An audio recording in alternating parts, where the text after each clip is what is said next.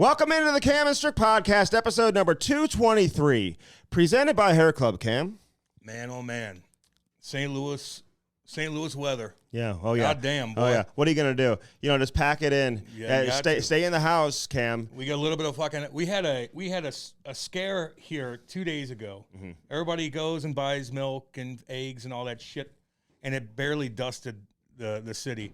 And then last night, no one really talks about it, and we wake up, it's all ice this morning. Mm-hmm. I just stay home, do the show from home, and I'm driving even here today, this morning, like later on in the afternoon, and there's still people sliding around all over the fucking place, man.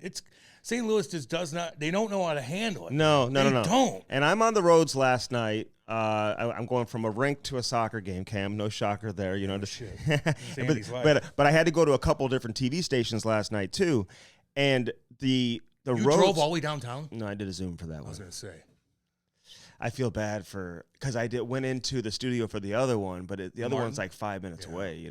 It's not downtown. Yeah, it's different. But dude, I was talking to the weatherman. I'm like, can I give like a weather update? I mean, I'm the one on the roads. I mean, I'm getting these weather. They're never. Listen, I don't want to chirp a weather person. No.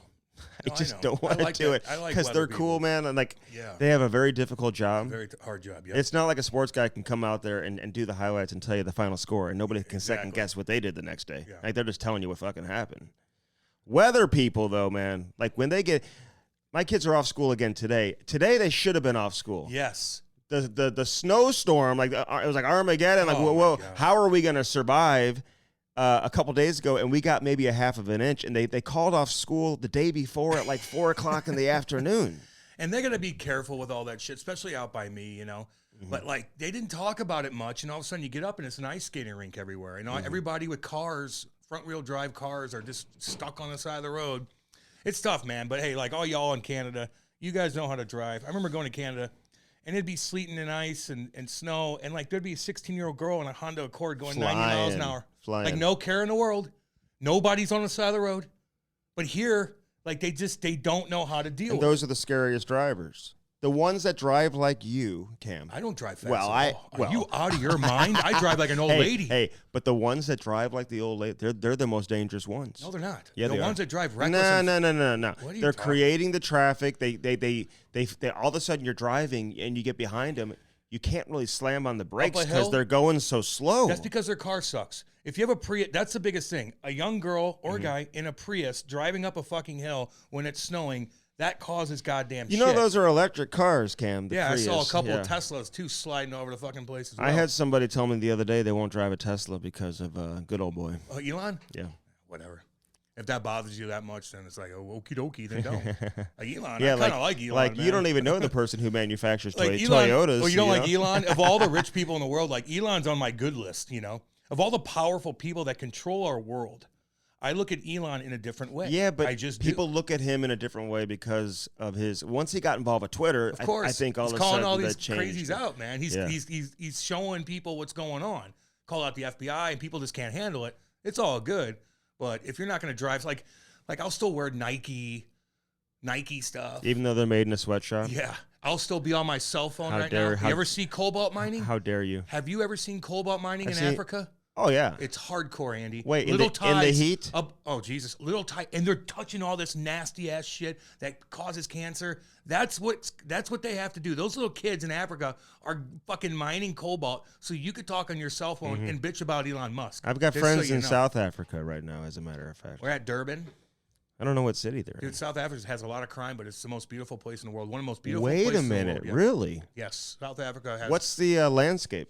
Oh, one of the most gorgeous looking mountain ever, and it's like a flat top mountain that looks over this bay. There's sharks out the wazoo down there too. South Africa more than Australia?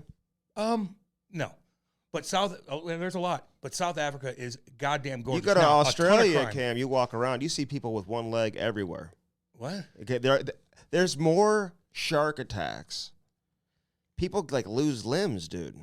Swimming in that ocean water. I mean, yeah, all right. The most dangerous beach in the world. You don't know what's going down in Australia? Yeah, I do actually, Andy. To be honest with you, but I mean, they're getting. I know you saw something on a commercial and you want to act like you're smart, but the most terrifying beach in the world is in Australia. Yes, it is. It has Sharks, you can't even, the current.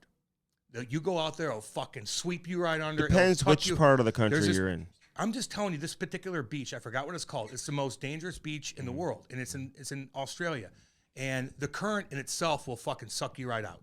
Once you get sucked out, there's an abundance of different kinds of sharks everywhere. Then, if you survive that and get back to the beach, you have water snakes that come on land, and they're poisonous. And then you have dingoes, Andy. I know Andy's on his phone right now. He doesn't like to listen to me. But then you have... No, I'm looking up. Is it... Are you looking it up? Hanakapai? Maybe. Just put the most dangerous beach in the world. Well, it's the monster of riptides. The number one on the list of the world's most dangerous beaches. I was wondering what you're doing. I appreciate that, though. Is Hanakapai. They have dingoes. That doesn't sound like an Australian Andy, beach, though. Dingoes, which will rip you apart. Yes, they will. You remember the saying, "The dingo ate my baby"? Remember that in Seinfeld? No. The dingo ate my baby. You don't remember that? Mm-mm. Anyway, that's actually a true story. And this poor Daytona Beach is the most dangerous beach in the country. For what? Probably crime in the USA. Yeah, exactly. You're going to get fucking mugged or something. But the dingo ate my baby thing actually was a true story. And they're out in the middle of Australia, and this lady's with her kids, and all of a sudden her daughter disappears. And she blamed it on the dingo. And then she's like, the dingo ate my baby. And all of a sudden, it blew up. Everybody's making fun of her. She goes to jail. She goes to jail because they think that she killed her, killed the little kid. And it all came out that a dingo really did. Oh, my God. And they sent her to jail? Yes. And then they're making fun of her on Seinfeld. Remember that? Oh, my God. I know. Crazy shit. Dingoes. Was she able to sue or anything? I hope. How's she doing now? Do you know? I think this was a long time ago. Do you know? Have you seen any updates on her or anything? I don't. What's her name? I don't care that much. I don't know. Look it up. Well, I mean, I'd like to maybe find out how she's doing. You have the internet in front of you. I don't like how they treated her. Now, the world's most shark-infested beaches: South Africa, Australia, New Smyrna Beach, Florida, West Coast. Yeah, Florida's there, dude. They get those, dude. If you take a drone, man, and you want to cruise down. Dude, the top 3 are in our country. Yeah, Florida. McKenna Beach, Maui. Really? Bolinas, California. For shark attacks? Yeah. Yeah. Then you get to Lake Nicaragua in Nicaragua. Yeah, no, I ain't fucking with that. But would you go to Nicaragua? No. But I will say this. I think it's because of the population too, Andy. Like a lot of people aren't swimming in Australia that much. Like, like Coffin Bay. Compared to that's what you're talking down about. in Florida. Coffin Bay, Australia. Bay. God damn, boy. I told you. It's on my list here. Scary as fuck. A couple other ones that I'm familiar with are Umhlanga Rocks. That's in South Africa. I'm going to Florida in March. With Kate's Rosemary family. Beach. Are you? Oh, dude, beautiful there. Yeah, I'm going with Kate's family. And don't get me wrong. I know they don't listen. Well, do they? Hold on. Can I ask you questions about this? Okay, are you staying in the same house? Yes. Now, who's staying with you? Well, we have who's going? 10-room house. So who's going? I'm answering the question. Okay, Jesus. go ahead. You're trying to get me on something? Go ahead. I got to do a family vacation. Now you're chirping me. My first family vacation ever. Me, Kate, her brother, his wife, the 2 girls, my nieces, and then her aunt and her son. And they're so chill, and her mom and dad. But we have the suite upstairs. We have our own everything. We have our own balcony. We look over the beach. The house is gigantic. We have our own hot tub up there. We have like a different. And I said, I don't want to be around anyway. Make sure we have our own area, like the west fuck wing. No, you guys I got to get out of the house. Andy, I'm doing whatever I want. You're going to be walking around the hallway. Excuse me, with a towel on, trying to get to I have my own Are section. you the only one that has their own bathroom? No, everybody does. It's huge.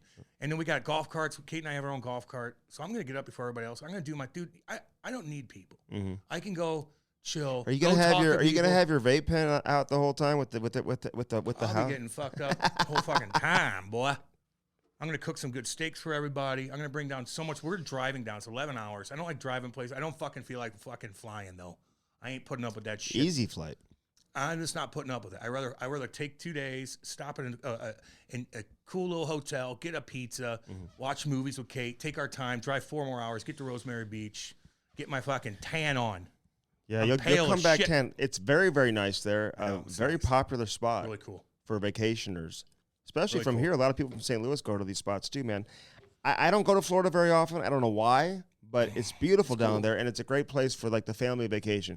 For what you're going for, it's a perfect spot. Yeah, no doubt. You know what I'm saying? Yeah, Florida's cool, man. Like, don't get me wrong, you're gonna get rocked by a hurricane if you have a house there. It is what it is, and you got goddamn hillbillies out though. I don't think they get rocked right there, though. Yeah, they do up the coast. You can get rocked there, dude. You kidding? Well, they didn't. They didn't in this most recent one. No, but that hit one particular area. Jesus, Texas didn't get rocked either.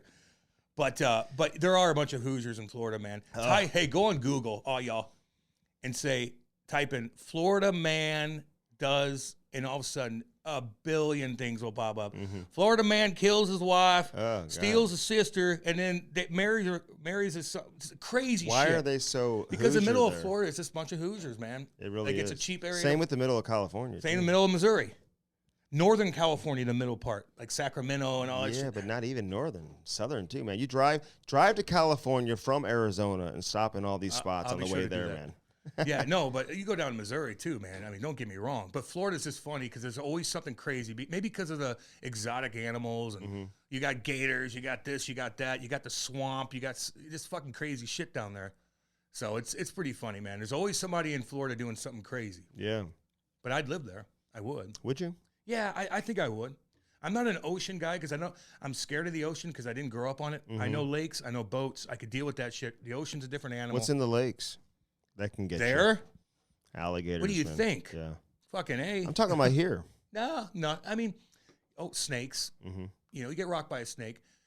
But, you know, there was a huge... Snapping turtles. There's a huge mountain lion out by my house. I got hit by a car. Did you see that goddamn thing? Did you see it? 200-pounder.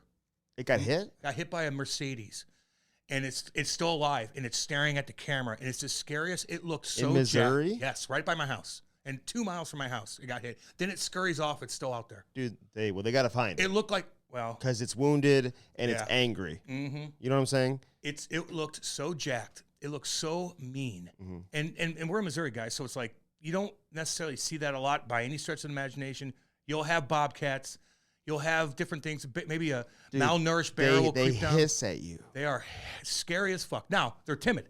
Like, if you go, like they get, like if a dogs came after it, they'd be backed into a corner, and then they'd have to protect it. Yeah, I think so.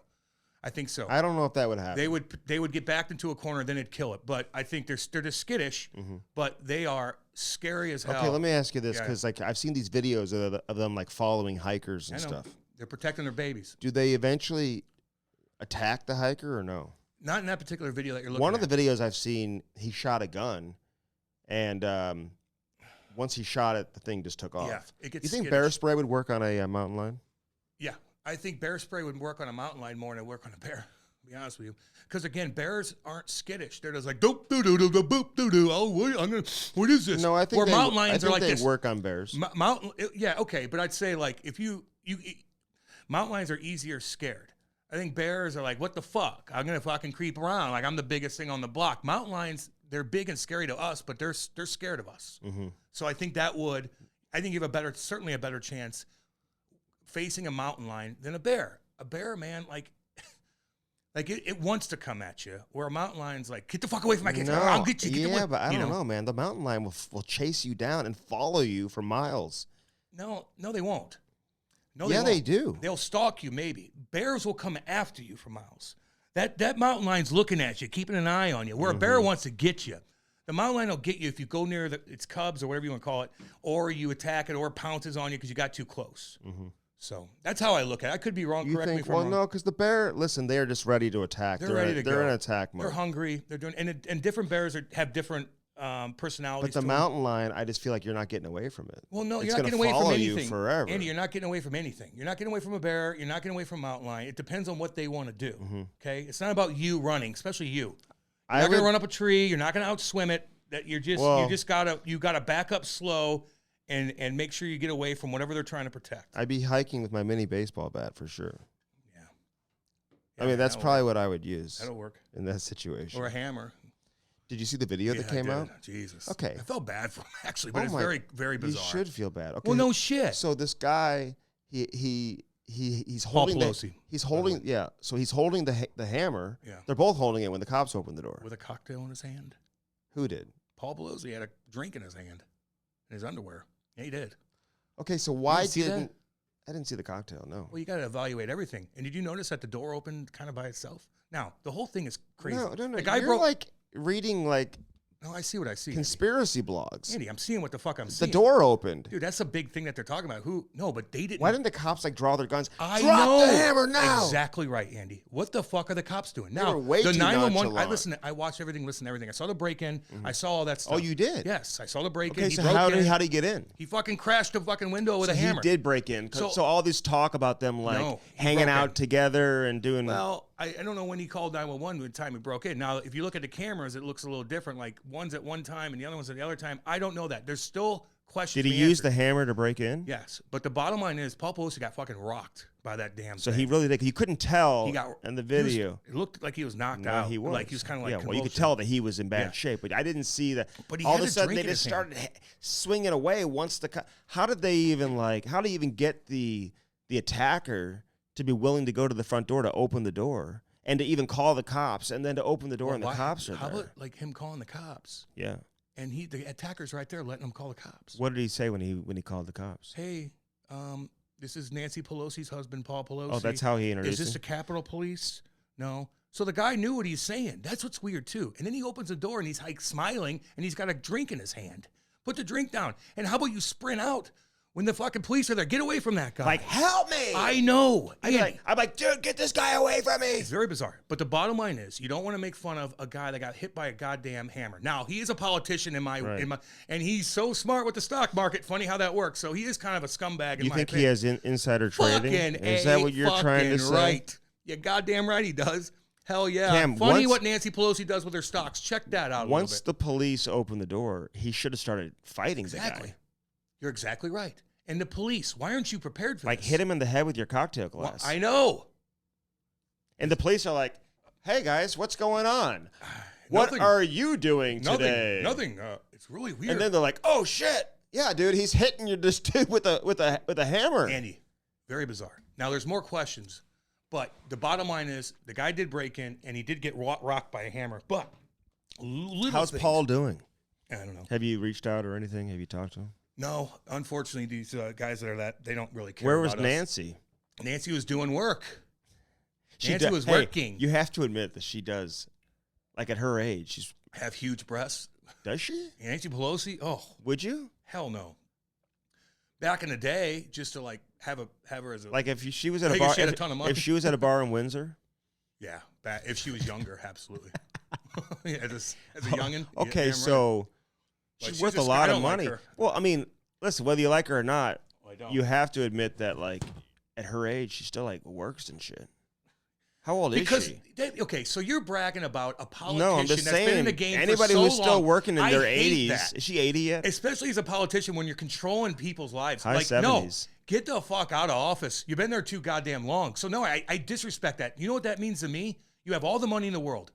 Funny how she has $100 million over. Dude, they all do. All the politicians. Funny how that works, Andy. They make $250,000 a year, and they also know the stock. They find ways. Yeah, but they're all Donald worth Trump, $100 million bucks. You could chirp Donald Trump all you want, but he's like the one president that lost money when he was taking over. He didn't lose money. Yes, he did. How did he lose money? Look at his tax returns came out. Look at his tax returns. Did they ever come out? Yes, it did. So anyway, how much? What's he worth? Andy, I don't. How much did he make last year? Why don't you look? How much? Stuff? What's his net worth? He more exaggerated. Less exaggerated what he... It's in the billions, apparently. Yeah, of course it is. But I think he has less money than what he says. But it doesn't matter. But the bottom line is, though, these politicians, man, like, no. The reason why they stay is because they fucking love being powerful. They are addicted to power. Oh, yeah. Like, fuck you. I hate that. They're 80 years old. There needs to be a fucking limit. Get out of here. So, that's it. That was very odd. But anyway, I want to know where she was, and can I get Washington? some video of when she found out when they called her? And do you have any audio of that conversation, Cam, by any chance? No, I didn't see that yet. Hey, can we talk about? Has she talked publicly about it? I don't know. When she's on, I usually change the channel, to be honest with you. I'm not a big Nancy Pelosi fan, just for the record. You don't even know who she is. I do. But she stands behind the president during all the speeches and shit, you know? Yeah. Or sits, you know? Yeah. And makes faces. Or tears things up. Lipstick on her teeth. God. Anyway, it's all good. But I did watch football all weekend, man. Some fucking badass games. Well, the first one was god-awful with the 49ers. Weren't they terrible games? Well, the second one wasn't. Well, it was close at the end, but it was like the worst officiating in the history of football. Well, the first game, I think they're bitching about the officiating, but the 49ers, you lose your 2 quarterbacks, you're fucking fucked. Poor Christian McCaffrey's like just running the ball right into a concrete wall. Can I say this, though? I like that Christian McCaffrey. And I guess, who knows? I mean, goaltenders are so good in hockey. If you go down to your 4th goaltender, maybe you could still beat the best team. I don't know if you could in a playoff game. Maybe you could. You get hot. But for the 4th quarterback to be... You don't know the system. I know. You don't even know the system. But there's no 4th... They were even able to get that far without their top 2 quarterbacks. You know what I'm saying? Yeah, well, Purdy stepped up to the plate. He's And a he was rookie, unbelievable. whatever. I know. Yeah, but he was unbelievable. Tom Brady did the same thing back in the day, too. I know. Remember that? But it wasn't his first year. Brady's? No. Are you sure about that? Positive. Okay, second year.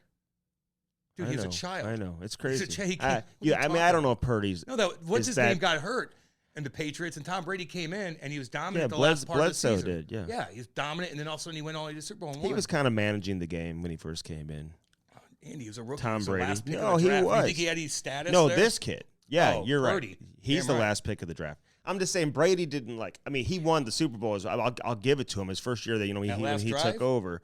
But yeah, he was cool, calm, and whatever. Totally. But he didn't he wasn't putting up like crazy numbers. He was really good when he got put in. He was good. Yeah, Andy. I know. I'm not going to chirp Tom Brady, but I can't make the comparison from Purdy to Tom Brady either. Well, you said he's young, and I'm like, well, Tom Brady did it. Like, there's guys that are young that jump in. Like, I'm just saying there's no other teams in the NFC. Patrick Mahomes is young. He dominated. They couldn't knock out Purdy and get to the NFC Championship. He's a good player, man. Dude, the Cowboys were embarrassing. Their offense was embarrassing. They have no. Why you bring the Cowboys up? Because they just lost last weekend. Last weekend? Yeah. So what I'm saying is, for them not to beat this quarterback is embarrassing. Yeah, Dak Prescott. Although a great guy, I heard he's a good dude. But this may be their best chance to get back to the NFC Championship game. They're the most overrated organization in professional sports. They are. Oh well, they make the money. What's overrated in professional sports? They're worth more than anybody else. They never get to a championship game. Well, they won 3 in the 90s. No, they did in the early 90s. But they are the most. Well, they bring in the most money, so they're not overrated. But the Yankees bring in the most money, and they win all the time. The Yankees bring in more than the Cowboys. No, I'm saying in baseball. I don't know. Football's in a different world. The Toronto Maple Leafs bring in the most money, and they never win either. Yeah, but and they won't win again this year. Sorry, Maple Leaf fans. Listen, I know people are reaching out to me also saying, hey, you can't forget about us that are in Newfoundland and Ontario. Yeah, we only call out our boys out there in Alberta and Saskatchewan. Yeah. So everybody sprinkled across Canada. You're right on so that. The person who said that, listen, I hear you, man. We haven't forgotten about you guys. Man, we talk about all you cats. But we don't know who you root for either. Oh, Nova Scotia. Yeah, well. Who do you root for? Probably Montreal. Ottawa. Although Montreal... they're kind of hard to root for too. I mean, there's always a lot of hype. There's always a lot of hype in the offseason. Yeah. How about our boy Trevor Zegras? What do you think of that? I don't know because I don't know exactly what he said on the ice. No. If he said what he's being accused of saying, then I think that's like.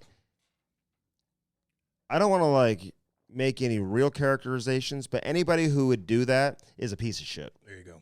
I mean, I'm not saying he is because I don't know what he said. That's a piece but of for shit anybody move. on the ice to bring in his dad who died into the conversation on an ice as a chirp, that tells me not only are you not really mature enough to be able to handle being an NHL player, but you've got some real issues you need to address.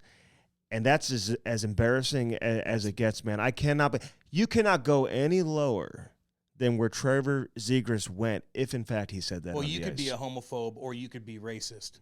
But this is you take those homophobe racism, get that out of here. But the next thing is something like that. Now, if somebody beat the shit out of their wife and all of a sudden he got off and you got to know it and he's out, I'm going to be like, you could chirp that. In my opinion, that's fair game. 100%. But if your fucking daddy dies and some young kid fucking brings that up in a chirp, I'm going to fucking kill you. I'm going to kill you. I'm going to find a way. I'm going to fucking hurt you. Like that. You don't do that. God, my mom you fucking chirp me about my mom. Are you kidding? Chirp me for anything. My hands, chirp me all you want. Chirp, chirp, chirp. You bring my dead mother. Your grandma, your grandma hands? Is that what you were saying? Man, chirp all that you want. But people said that, they're like, I think they said that Trevor said, hey, you're used to watching from the press box. No, he didn't blow up. Like, that's a normal chirp. No one gets pissed about that. Oh, No. you're in the press box. Okay, well, I'm here now. Yeah, he wouldn't have lost his mind over that. So Trevor came on the show. We like him, dude. I absolutely loved him when he came on. I think he's great for the game. But I think he's a guy who can obviously, take the game to the next level because of the reach that he has with young kids. Yeah. You know what I'm saying? He's easy. I mean, all these young kids, my 6-year-old Ty, he knows who Trevor Zegras is, man. He knows about the Michigan play and all that type of stuff. Yeah, he does. So there's so much good qualities that Trevor Zegras can bring to the table. But he's gotten himself involved now in a couple of nasty dust-ups where it's like forcing you to take a step back and be like, dude, like you need to like kind of get your shit together here, and otherwise you're gonna lose this pretty quickly. People aren't gonna like you. You're gonna have to go like yoink buckets off with that dude or something just to show like, hey man. No, you got to come out and apologize. Well. You really do, man. But if he didn't do it, listen, that's why I hate having these conversations sometimes because he should come out and say that he didn't say it. Yeah, he did. I think he did. Did he? Oh, he said that he didn't say it? Yeah, but they... Well, then Detroit Stetcher, who we're talking about... He said, I have no comment on it. Oh, really? He said, right, Brody? He said no comment on it. And well, I think he should probably say, hey, this is what he said. I know. Because I agree. If the kid doesn't deserve to be taking the heat, and because... court of public opinion is going to absolutely crush this player here. If I was Troy Stetcher in this situation, either be like, yeah, I just blew up, or be like, no. He crossed the line. He crossed the line. And not cross the line like, hey, you suck. No, he crossed the line. And I'm not going to say what he said, but he crossed the fucking line on that. Yeah, you could say, hey, what's said on the ice stays on the ice, but it's out of character for me to act like that. Exactly. But there's a reason for it, and he crossed the line. There you go. That's all you got to do. That's all you got to do. And if I'm Trevor Zegras and he did cross the line, like, you got to get on top of this quick and just be like, I fucked up. Can I ask you this? Yeah. If Trevor Zegras said what he's accused of saying, should the league get involved? No. No. No suspension, nothing like that. Let the boys take care of that. He didn't say anything racist or homophobic. In case you guys don't know, I think that what the accusations are, they said, hey, your dad's watching. Be careful, your dad's watching. Be careful, your dad's watching. Motherfuck, man. I don't know. I don't fuck around with that shit. There's worse things to say, but those worst things will get you suspended. This is like crossing the line code, hockey code. And people chirp the hockey. No, there is, dude, still. You got to respect each other. There's a lot of chirping going on. But when you do that, though, like, that's what popped in your head first? Oh, man. With Troy Stetcher? Or you chirp somebody's kid that's like fuck. Yeah, right. Like, imagine that. You had like a Down syndrome kid. He's like, how's it? Or imagine if you lose a child and somebody's going to chirp you on the ice for that. No, I don't like that. I've said some nasty things over the years, man, but when it comes to that stuff, yeah, because I don't know. Listen, we've heard like, Ryan Kessler, he would chirp David Backes about his wife or something like that. You get to find out what the wife's name is and whatever, and you chirp. Like, what do you say about that? I forgot what he said about that. How's Kelly? Or something like that. I mean, remember? Like, whatever. Yeah. That's not going to force you to, Back's like, she's great. Yeah. she's taking care of the dogs. I know. Like, something. I don't know. Remember exactly what was said, but something along those lines. This is different, man. This does not belong in any level of competition, man, in a professional sporting event or an amateur sporting event. No, I think, shit goes down. But you got to pay the piper then. And I don't blame Troy. He's lucky Troy didn't get loose, because if that is the case, like, that guy's going to, not even Troy, like, other guys are going to beat the fuck out of you for that. Oh, yeah. Now the whole league kind of doesn't like you. Well, Troy Stetcher has a boy somewhere. I mean, he's got a buddy somewhere that plays in the league. He's played for multiple teams. Fucking A does. And look, guys, man, if I would have been pissed, even if I didn't even know Troy, I'd be pissed at Trevor. And he's got buddies that were with him when his dad passed away too, and probably understands like what this kid went through as a young hockey player. Yep. Listen, remember the game when Stetcher scored a goal and he pointed upstairs and it got a lot of reaction because he pointed upstairs to his dad. Daddy. God damn. Like, so we've already known that story too, man. He's talked publicly about their relationship. I know. I don't like seeing that. Could you imagine if he did it to like Brock Besser or something like that too? I mean, His daddy died? Yeah, his dad has passed away. Oh, jeez. I just don't know how that would creep into your mind when you're chirping somebody. I don't know. Like, that's the last thing. Come on. Hey, listen, Trevor, we like you, dude. Like, just be smart out there. Don't say stupid shit. Yeah, you got to watch that. And hey, look, I apologize if it's not true. If it's not true and Troy's like, he pissed me off. He said that I'm in a press box. He pointed in the press box and said I should be up there. I'm like, okay, Troy, go fuck yourself. Mm-hmm. Well, right. You snap because of that. Snap because of that. Like control yourself. And now you see everything's blowing up and you still don't say anything and like say, hey, no, he didn't do that. Let me back up. He didn't talk about my daddy. No, he said I just lost it. But he didn't do that. So it does. I think if I was a betting man. So Zegras is saying that he said something else? I don't know yet. Brody, do we have a yeah. One of the guys that got word from Arizona said that's not what he said. Arizona. Yeah. Well. That the Arizona organization said it, but Stretcher no commented. Okay. But the insider said the Arizona. I don't know. Fuck it. You're gonna trust that motherfucker? I don't know.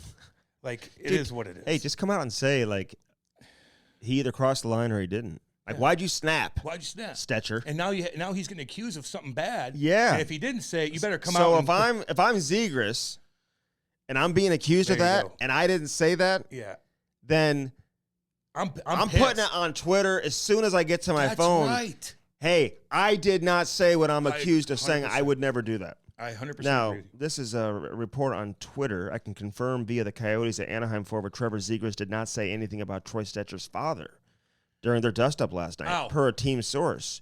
Okay. He crossed the line with some very inappropriate comments. Okay. Stetcher has declined comment on the topic. Okay, well. I don't know if I believe So we don't know what you said. I don't know if I believe that. Trevor. I want to hear from Troy. Why is the Arizona Coyotes, why are you making a comment? Like, let's hear from Troy Stetcher. Let's let him make the comment. Yeah. This shouldn't come from the organization, in my opinion. No, it's his deal. Like, what'd he say? I don't know. Man. Why'd you snap? He said something inappropriate? I don't know. I fought somebody the other night. Yeah, but it wasn't like a real fight. People thought it was. Yeah, why do you always do that in the charity games? Because that's what brings attention, Andy. What do you think I get invited to all these fans? Because I know how to entertain people. Do you think that bothers some of the other alumni? Or why would that bother them? The guy, we all in the locker room, we're playing against the Blues Warriors. It's all the St. Louis military, Warriors, St. Louis Warriors, military. They're all, and now they all play hockey. They're very disciplined. We do so much charity work for them. So we have this game with all the alumni out there, and we're playing them. And the guys come up to me, and they're, hey, one of the dudes that's like one of the guys that they're raising money for comes up and goes, Cam, I'm talking to him about everything because these guys are so open with us. They talk about like stuff they don't talk to normal people about, but they're comfortable around us. And we're sitting there having beer, shooting the shit. And he goes, Cam, can you give me one tonight? I go, yeah, I'll go. Yeah. He goes, my family's here. Oh, so he asked you? Yes, of course. I'm like, what would I do that for? So he's like, Cameron, can I get one off the bat from you? Because you and Biz did this before. Yeah, that was just the last charity game you played. We just kind of bumped into each other. But this was pre-planned. He goes, can I get one from you? Yeah. I go, yeah. So right off the bat, we square off. And I did it like serious. Like I wanted to look serious. And I go, let's do it for real. We'll throw. I will try not to catch you. You could throw on me. I know how to duck my head. Let's make it a good one. And he did damn good. Did the game get chippy? Remember I said I played in a charity game against them, and they played very hard? No, it did not. No, it did not. I was on a line with Scott Mellenby and John Winsick. Oh, my God. With Rivs and Jacks, Jamie Rivers. But you had the same D pair every time? I don't know.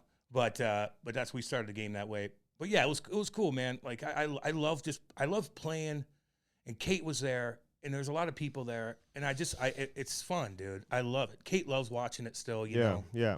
I wish she would have played, and it would have been cool. Yeah. There was a lot of guys, but anyway, I guess he didn't play in that game, but I don't know. I love doing that kind of shit, but that was fun, man. It was a good time. I like taking care of those guys. Hell yeah, they cool, love man. it, dude. They fucking love it, man. Yeah, they love it. They've got multiple teams. Rob Ramage is the coach. Was he on the bench with them? I didn't see Rammer. He might have been out of town. I didn't see the Rammer. May have been. Twister was there though. How's Twister? The big twist dog. Twister, you got to come fix my windshield, man. I'm waiting. Twister's coming to Nashville with us. Is he? Yes. I have a meeting. We have a Nashville trip that we go on. Well, COVID fucked it up, but we go to Nashville. Chaser puts this thing on it. Kelly Chase down in Nashville. All kinds of pros go down there.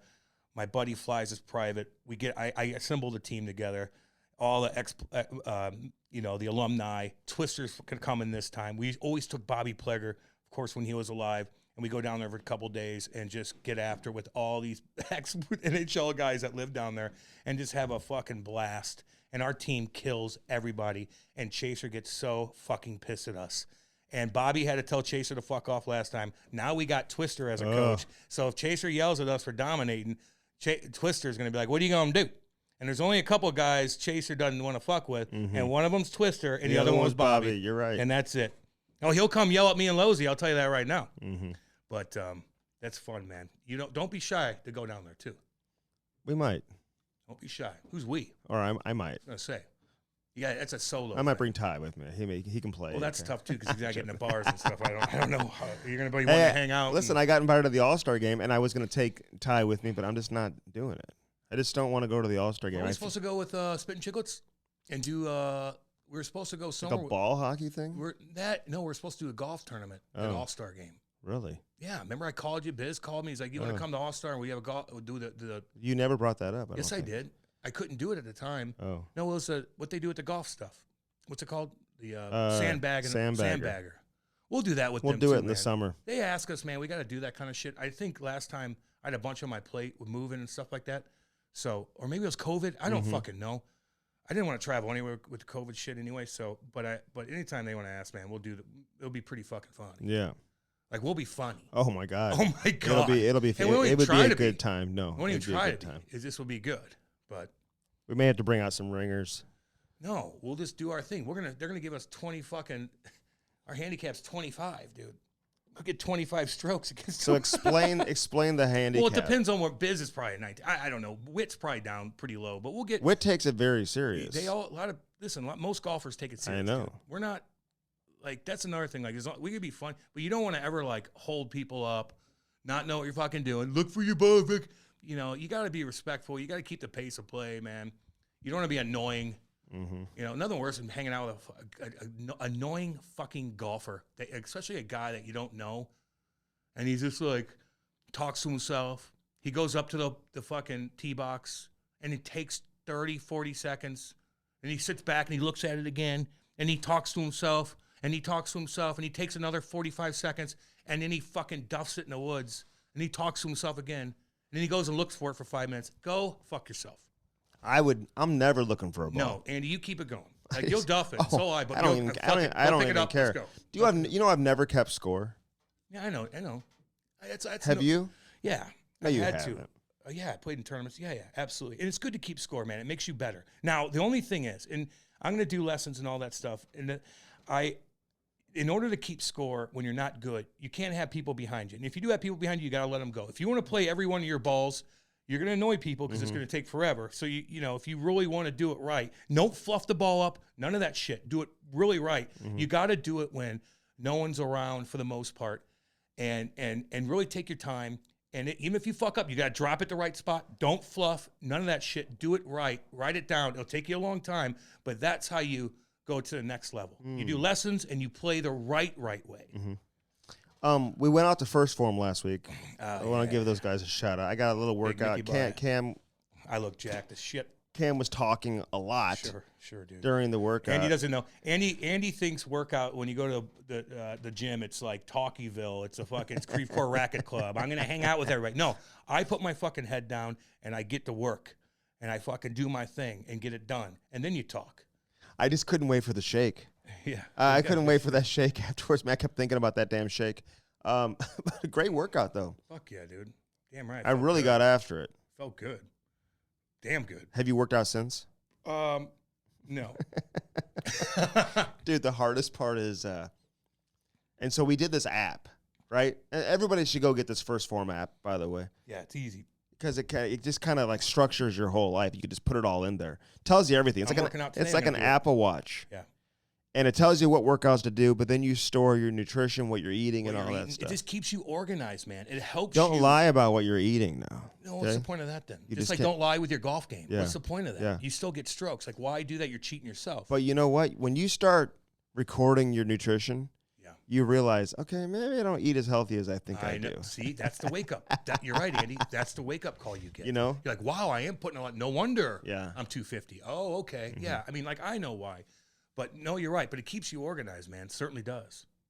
Are they panic mode in New York? Did they do Pride Night and guys didn't go on the ice? I didn't hear too much about it. Well, apparently they just like canceled it, but they didn't notify the Pride organization that they were canceling it. Oh, no. I shouldn't say cancel. They just didn't wear the jerseys. Okay. They still had like the theme going on, Okay. the lights on the outside of the building. They had stuff going on during the TV timeouts to recognize it. They made well, that's okay. They made a contribution, financial contribution, donation, whatever. Well, I think that's fine. So, It's they never just enough. didn't wear the jerseys because everyone thinks that they can just assume, like they know everything about everybody when they wear the jersey, that they automatically are either with you or against you. You just, it doesn't matter. Everyone needs to like the jersey. It's like we always want to like, oh, as long as the symbol is there, then we can automatically feel good about ourselves. But you know what? Listen, they made the donation. They recognized it inside the arena.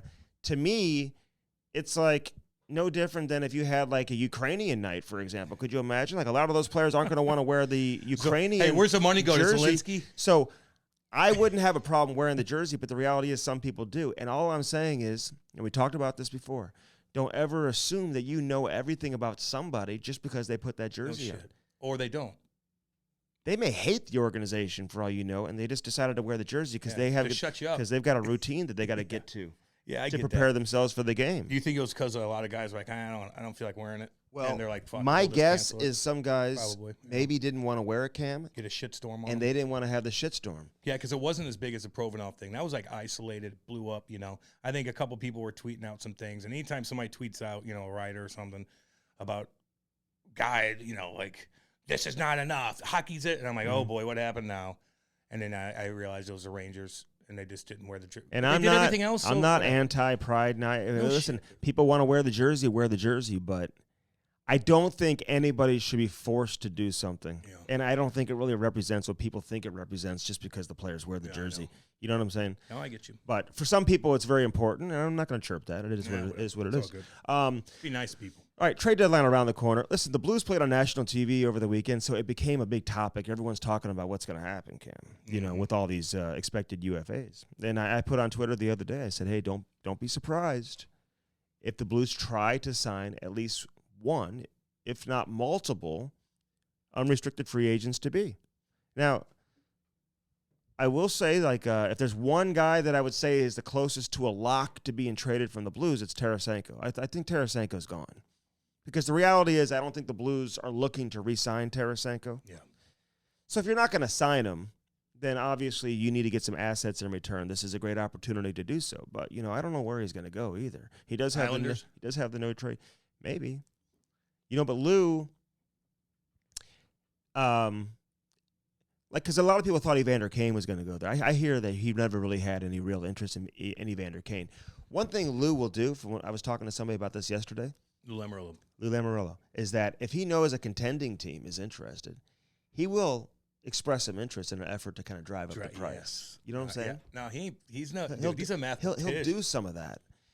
So there is a guy named Bo Horvat who's out there too. I mean, there's Timo Meier who's out there.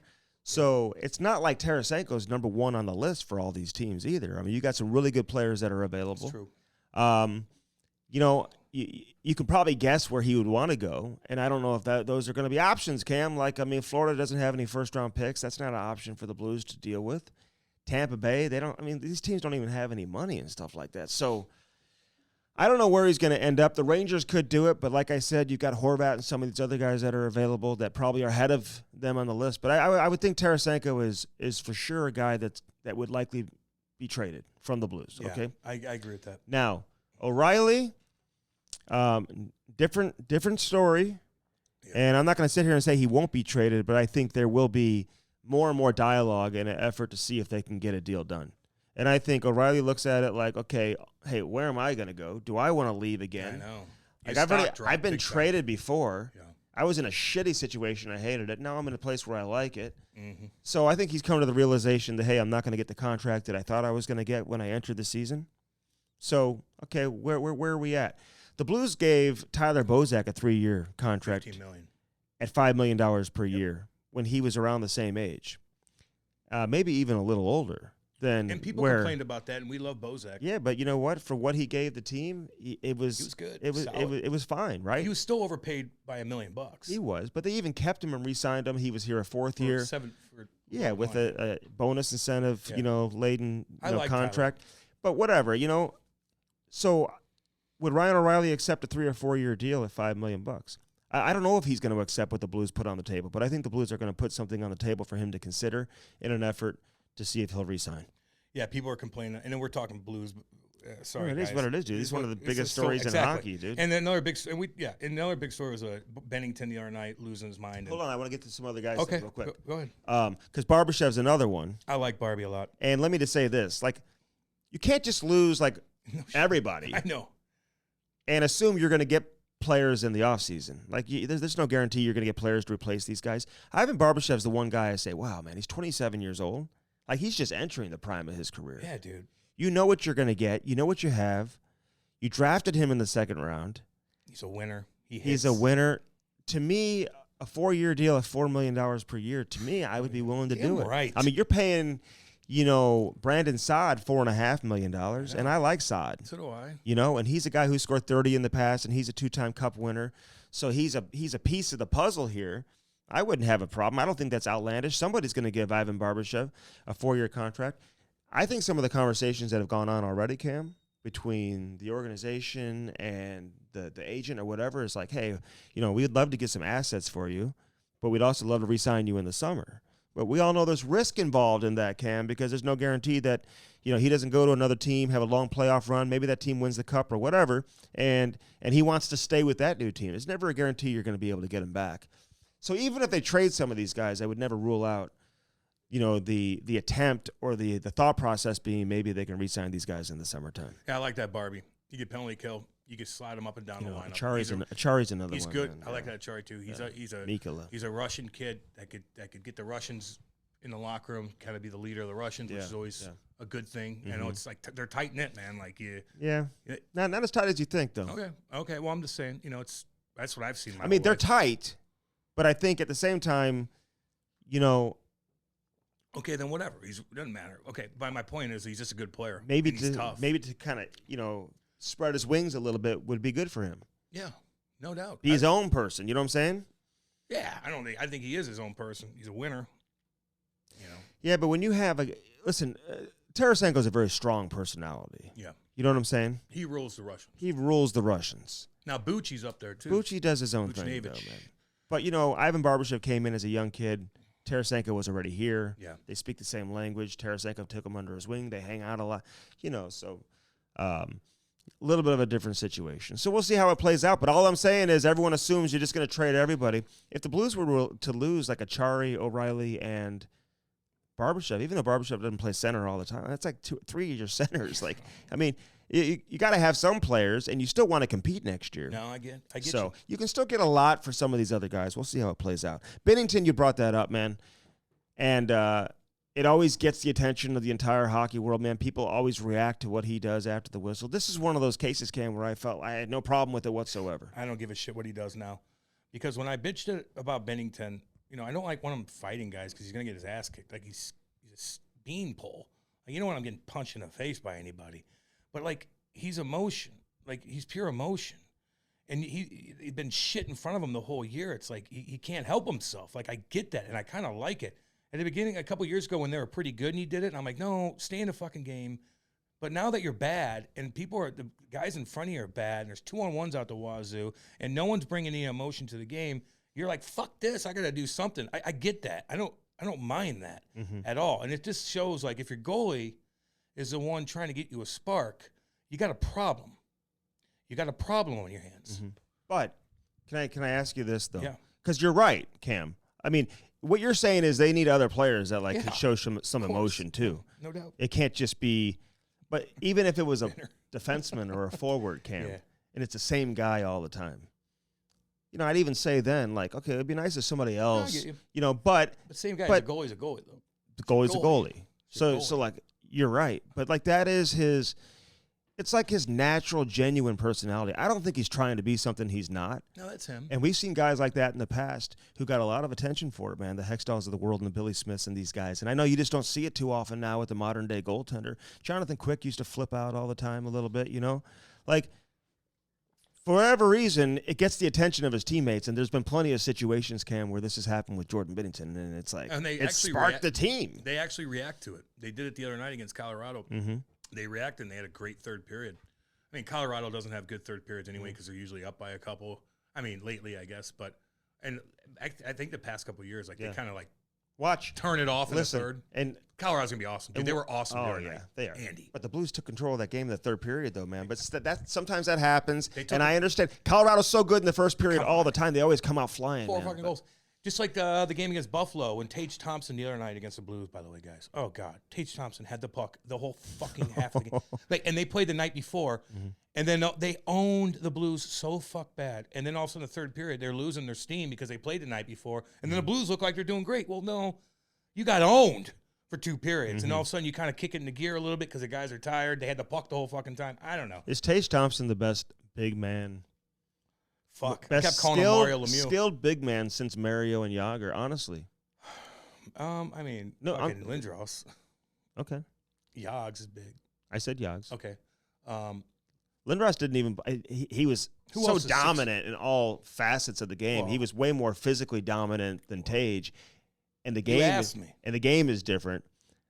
I don't know if he was as skilled as Tage. Who else was a big guy like that was that dominant, could score 50 goals?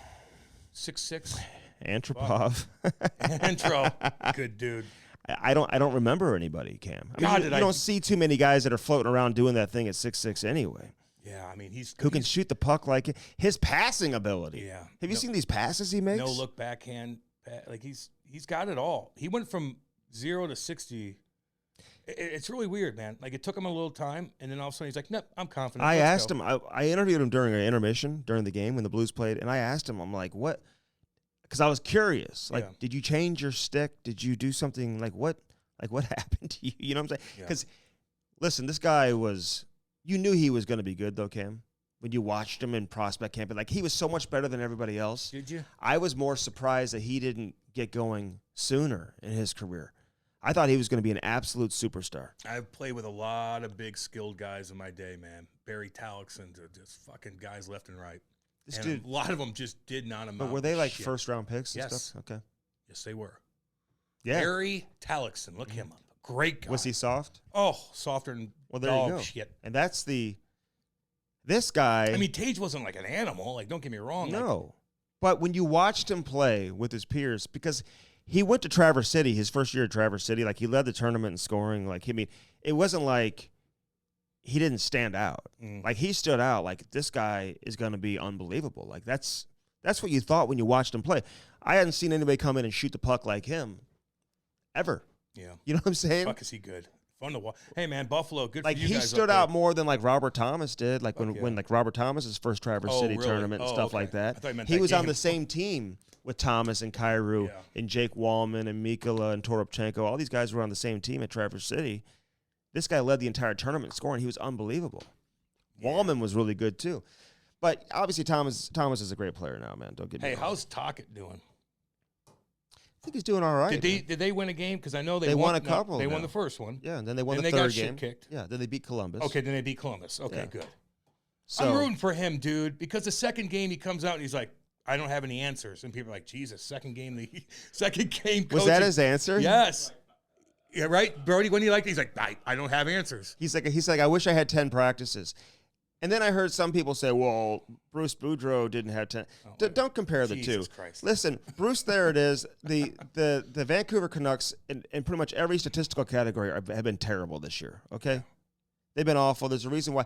And, Jim Rutherford, this is the way it goes. He didn't hire Bruce, and he's got a relationship. So does Patrick Alvin. They got a relationship that goes back with Rick Tocchet.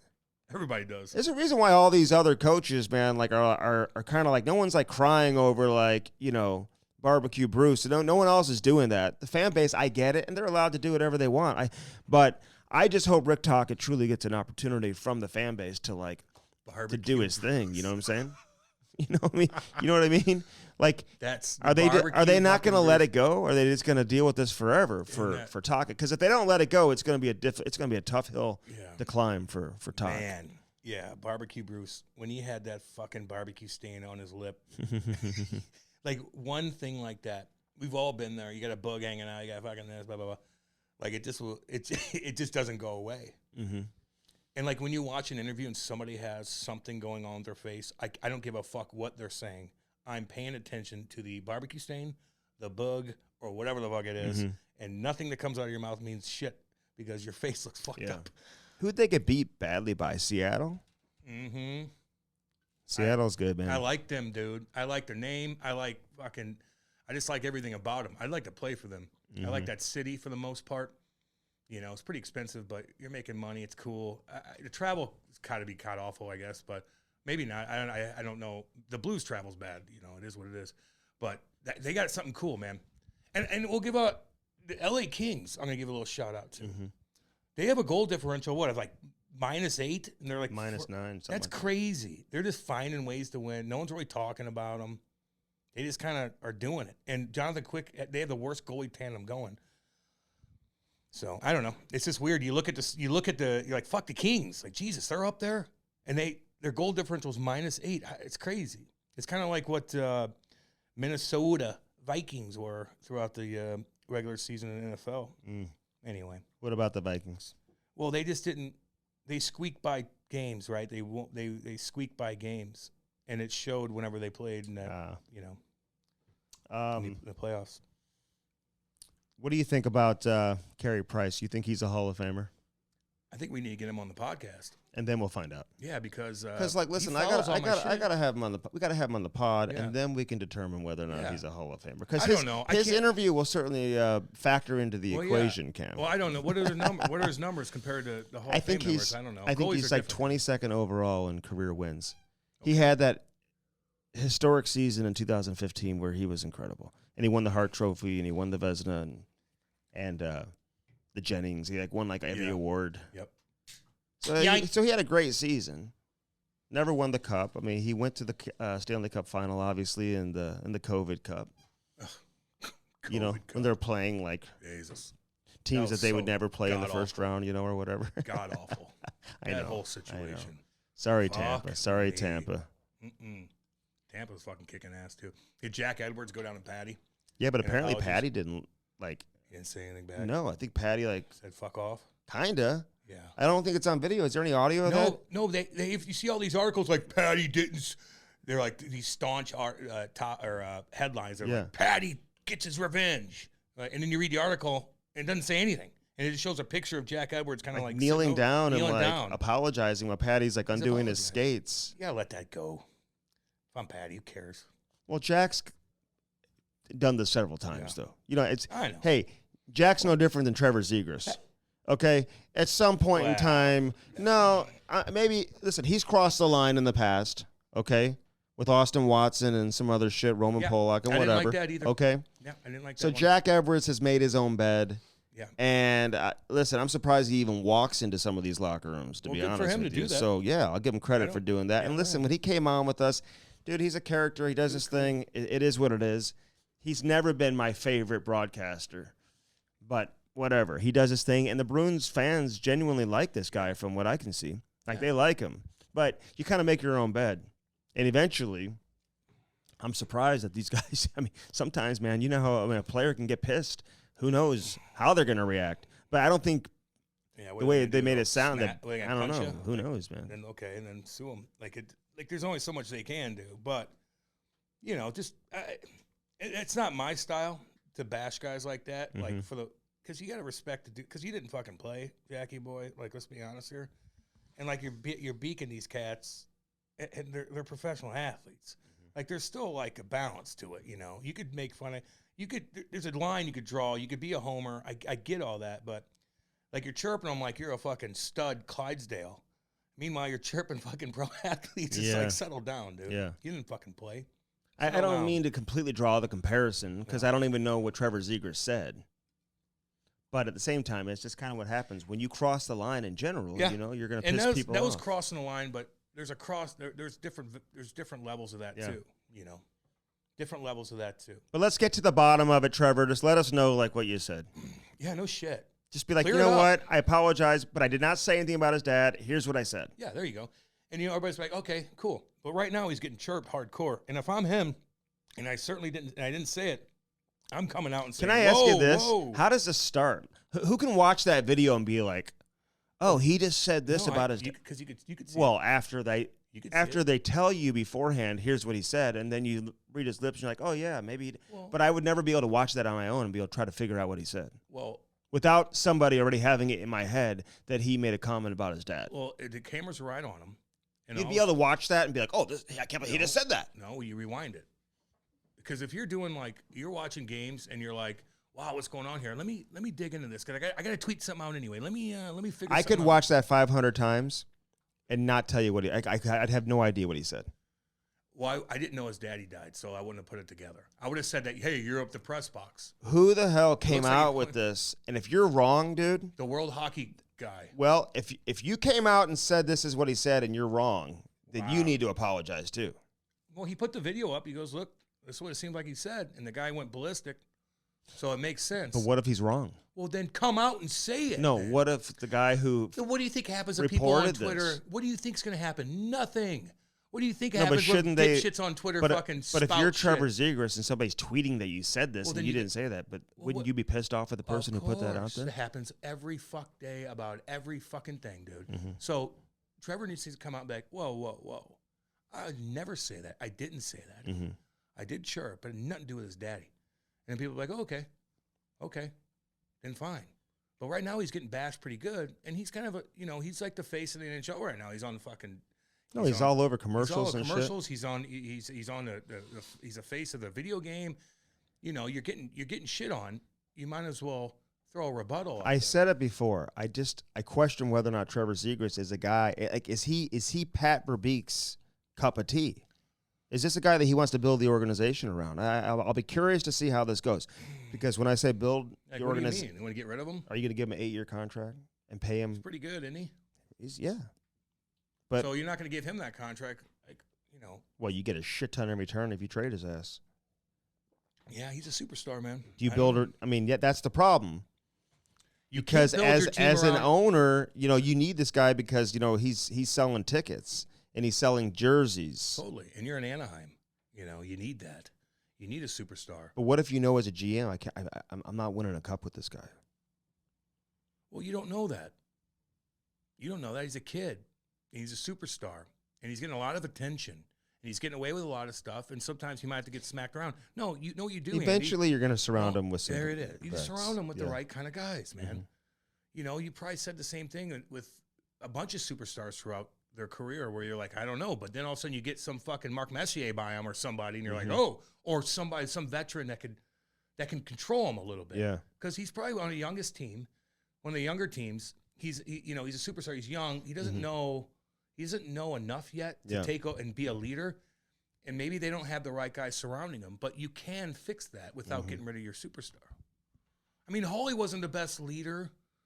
But then he goes to goddamn Dallas, right? And he's surrounded by all these guys that can kind of control him. Same with Detroit. It's crazy. Maybe they could have won here with Holy in the 90s, man, when they were playing against the Red Wings, unfortunately, and the Colorado Avalanche, unfortunately, and the Dallas Stars. They had good leaders here, though, man. They had great leaders. They had Shane Corson to Prongs to Al, Yeah. Butchie back in the. You had good leaders. Jeff Courtnall, man. They had a bunch of guys. Yeah, they could have won. They could have. Garth Butcher. You got. The thing is, man, you had powerhouses you were going against. Oh yeah. Fucking powerhouses. Yeah. So bad timing. That was bad, dude. You just had too many other good teams. Before we get to Mark Recchi, dude, who was unbelievable. People are gonna love this interview. Christ, this guy. Shit. What a cool motherfucker, dude. Are they all cool from his era? Like, have we ever had one that isn't? I don't know. Like the Walt, the Dougie Whites, the Adam Leclercs, the Footsies, the Mark Recchi. Like, we get all these guys, man. John Leclerc. How are they cool as shit? Lindros, all these dudes. They laugh at us. Madonna. I like that. Like, they laugh. They're not taking Remember your seriously. Madonna interview coming off your Nashville trip? That was not good. I was in a weird state of mind. Don't even. It wasn't just because I partied, because I sucked that up. Mm-hmm. There was a deeper element to why I was down and out that day. Kate was not. And then Madonna called us afterwards. He was like, "Hey, can you take out what I said about Bruce Boudreaux? Wasn't it Bruce Boudreaux or something?" And Parisi. And super. Yeah. But yeah, I was in a bad state of mind that fucking day. God. That's Anyway, funny. it's all good. Hey, I want to give a shout out to the Hull family. Yeah. Bobby Hull passed away. I'm glad you brought that up. Let me just say this. Bobby Hull, man, I looked it up this morning, and I've heard other people say this too. They just kind of like in like little hot stove conversations with hockey people around, because Brett Hall's always around, and he was here just a few weeks ago. If Bobby Hull didn't go play 7 seasons in the WHA, I truly believe that we're talking about Alexander Ovechkin chasing Bobby Hull for the most goals scored in the history of the game, and not Wayne Gretzky. So where was he at, Bobby? He finished with like over 600, but he scored well over 300 in the WHA. Oh, yeah, okay. Where he left for 7 seasons, dude, in basically the prime of his career. Winnipeg? Yeah, wherever, yeah. Was it Winnipeg? I think so. So he played for the NHL Winnipeg Jets too, so I don't. Oh, okay, it's confusing. But, well, maybe not to some guys. But anyway. You know what I'm saying? He may be the greatest goal scorer ever, dude. And you ever see that picture of him when he's outside, black and white?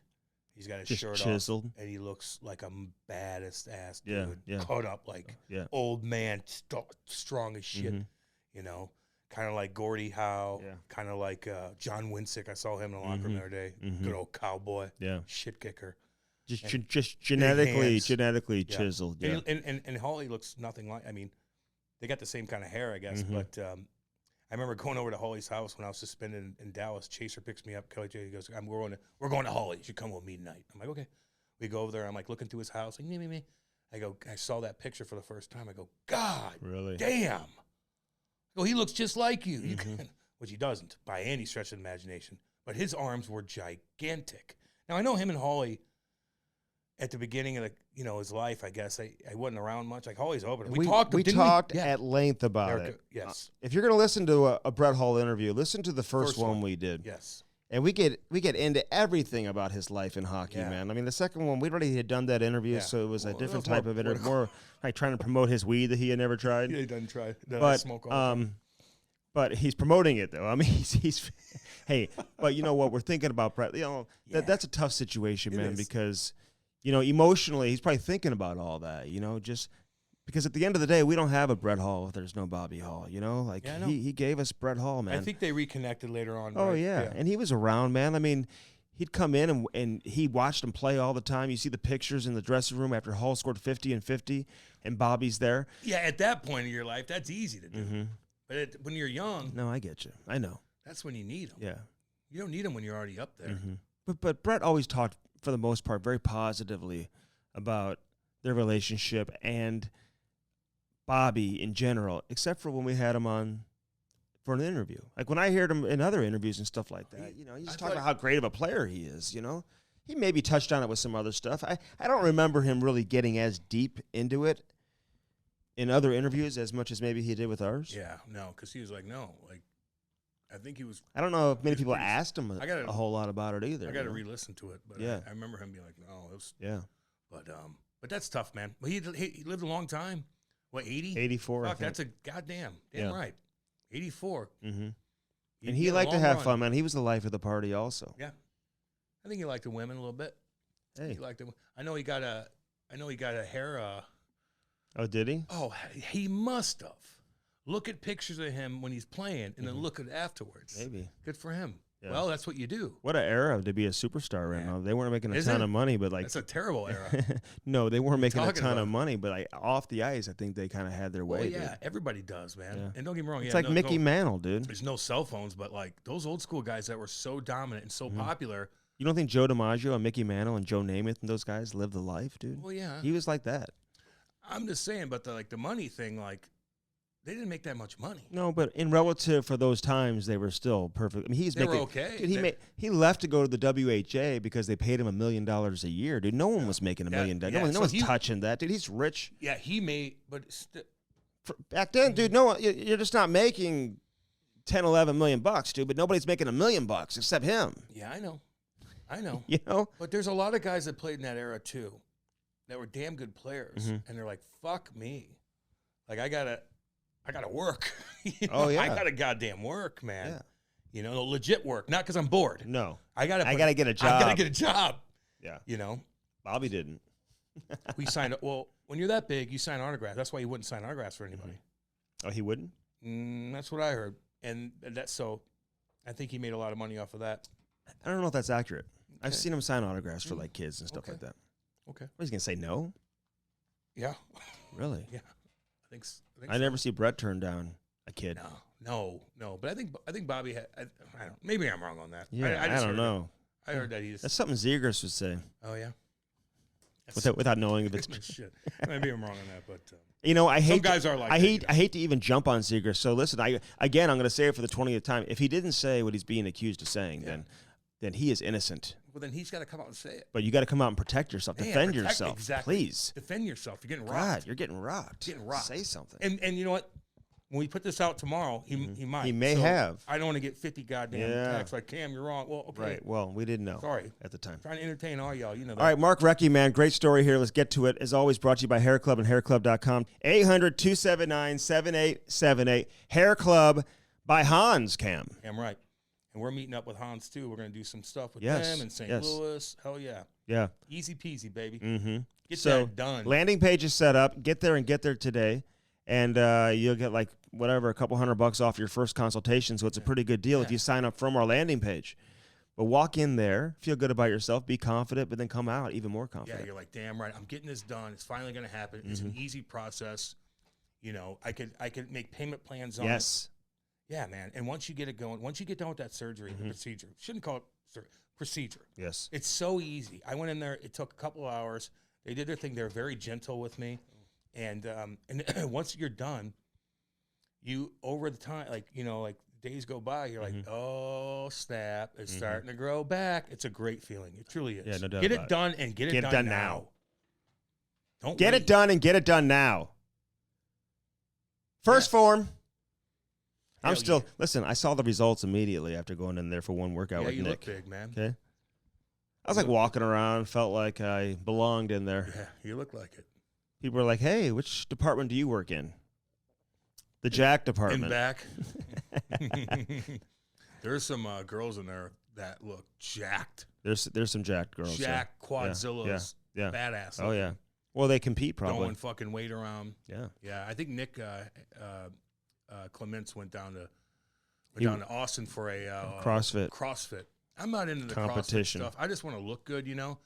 But like he wants to train as an athlete, and you could do that, and I get that, man. I'm just done doing it because I know I'll hurt myself if I train that way. But everybody's different. Yeah, I could do it probably. But I tell you what, that app that they have, man, it's so easy, and it keeps you goddamn on structure, man. It keeps you structured. You know what you're doing. It's so simple. They'll show you a video of all the different workouts. You press it, and they'll show you a video. I know. And how to do it right. You know what I mean? So like, there's really no excuse at all. Cam, everything First Form does is like top notch, dude. It's top of the top. Notch. This is one of the best apps you're ever gonna find. I know. If you want to get healthy, like you just put in all your data in terms of who you are, what you are, what you're looking to do, and it just completely lays it out for you. Yep. It makes it so easy. If you're like me, dude, I need that. And you know what, Andy? I worked out my whole life. I like having structure. I do. Now I can go downstairs and get my shit. I can go have a great workout if I want to. But I like working out with people sometimes. Yeah. And I like just knowing.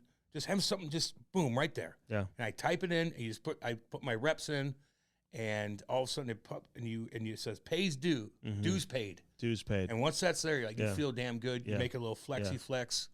Oh, you put a flex video. That was the wrong one, by the way. I was like mid flex. I wasn't even doing it yet. I'm like standing between two Neanderthals. Oh my God. Okay. But you don't know how to make a muscle. No, I do. It wasn't the right one. It's all good. I didn't know it was a boomerang picture we were doing. You chirp me all the time for stuff. I'm just going to you know the movie Little Giants? You know the kid that's got the booger bubbles and he's got the big glasses. Not that you look like him, but he's like, show me your muscles. And he bends his wrist like, yeah. That's kind of like what you did. Oh, my God. No one taught you how to make a muscle. No, dude, look at that. No, you didn't do it that way. I know I did. Because I didn't know what we were doing. Andy, I posted that. And oh my God, I did not post it. I'm not even. You did not post that. I did it on Insta Story. You did not. I did. What were the comments? I mean, they love you, but kind of what I said. Like, you just didn't know. See, you don't know this how to is make why. a This it's is all why good. I'm having a good day today, and then now I find out you posted that. See, What do you mean? Why wouldn't I post that? I said to Nick, I said, maybe we should redo it. He said, you want to do it? I'm like, no, I don't care. I didn't know it was going to turn into that. I didn't. What did it turn Otherwise, into? an Instagram story. Yeah, well, a that's what you do. boomerang picture where That's I what didn't you have time to even because I would do one of the, like that. You know what I'm saying? You look like you never made a muscle before. Gee, that's all that's a good. terrible look.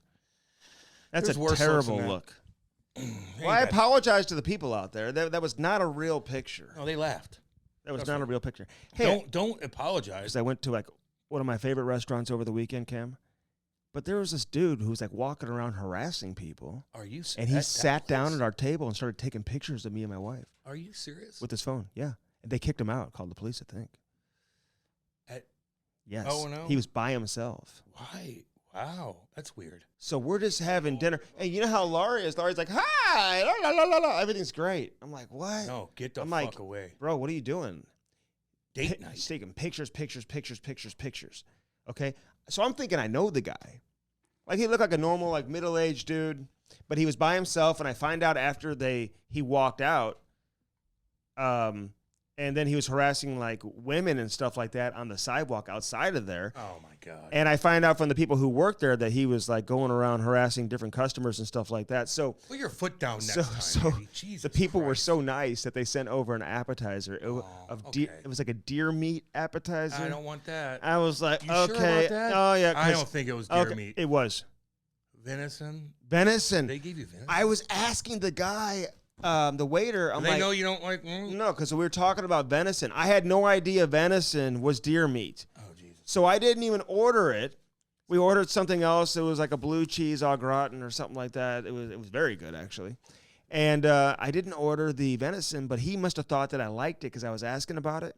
Had no clue it was deer meat. You act like you liked it, So so they the gave it to you. manager was like, hey, listen, we apologize for that guy sitting at your table. We brought you over a free appetizer. Well, that's okay, then.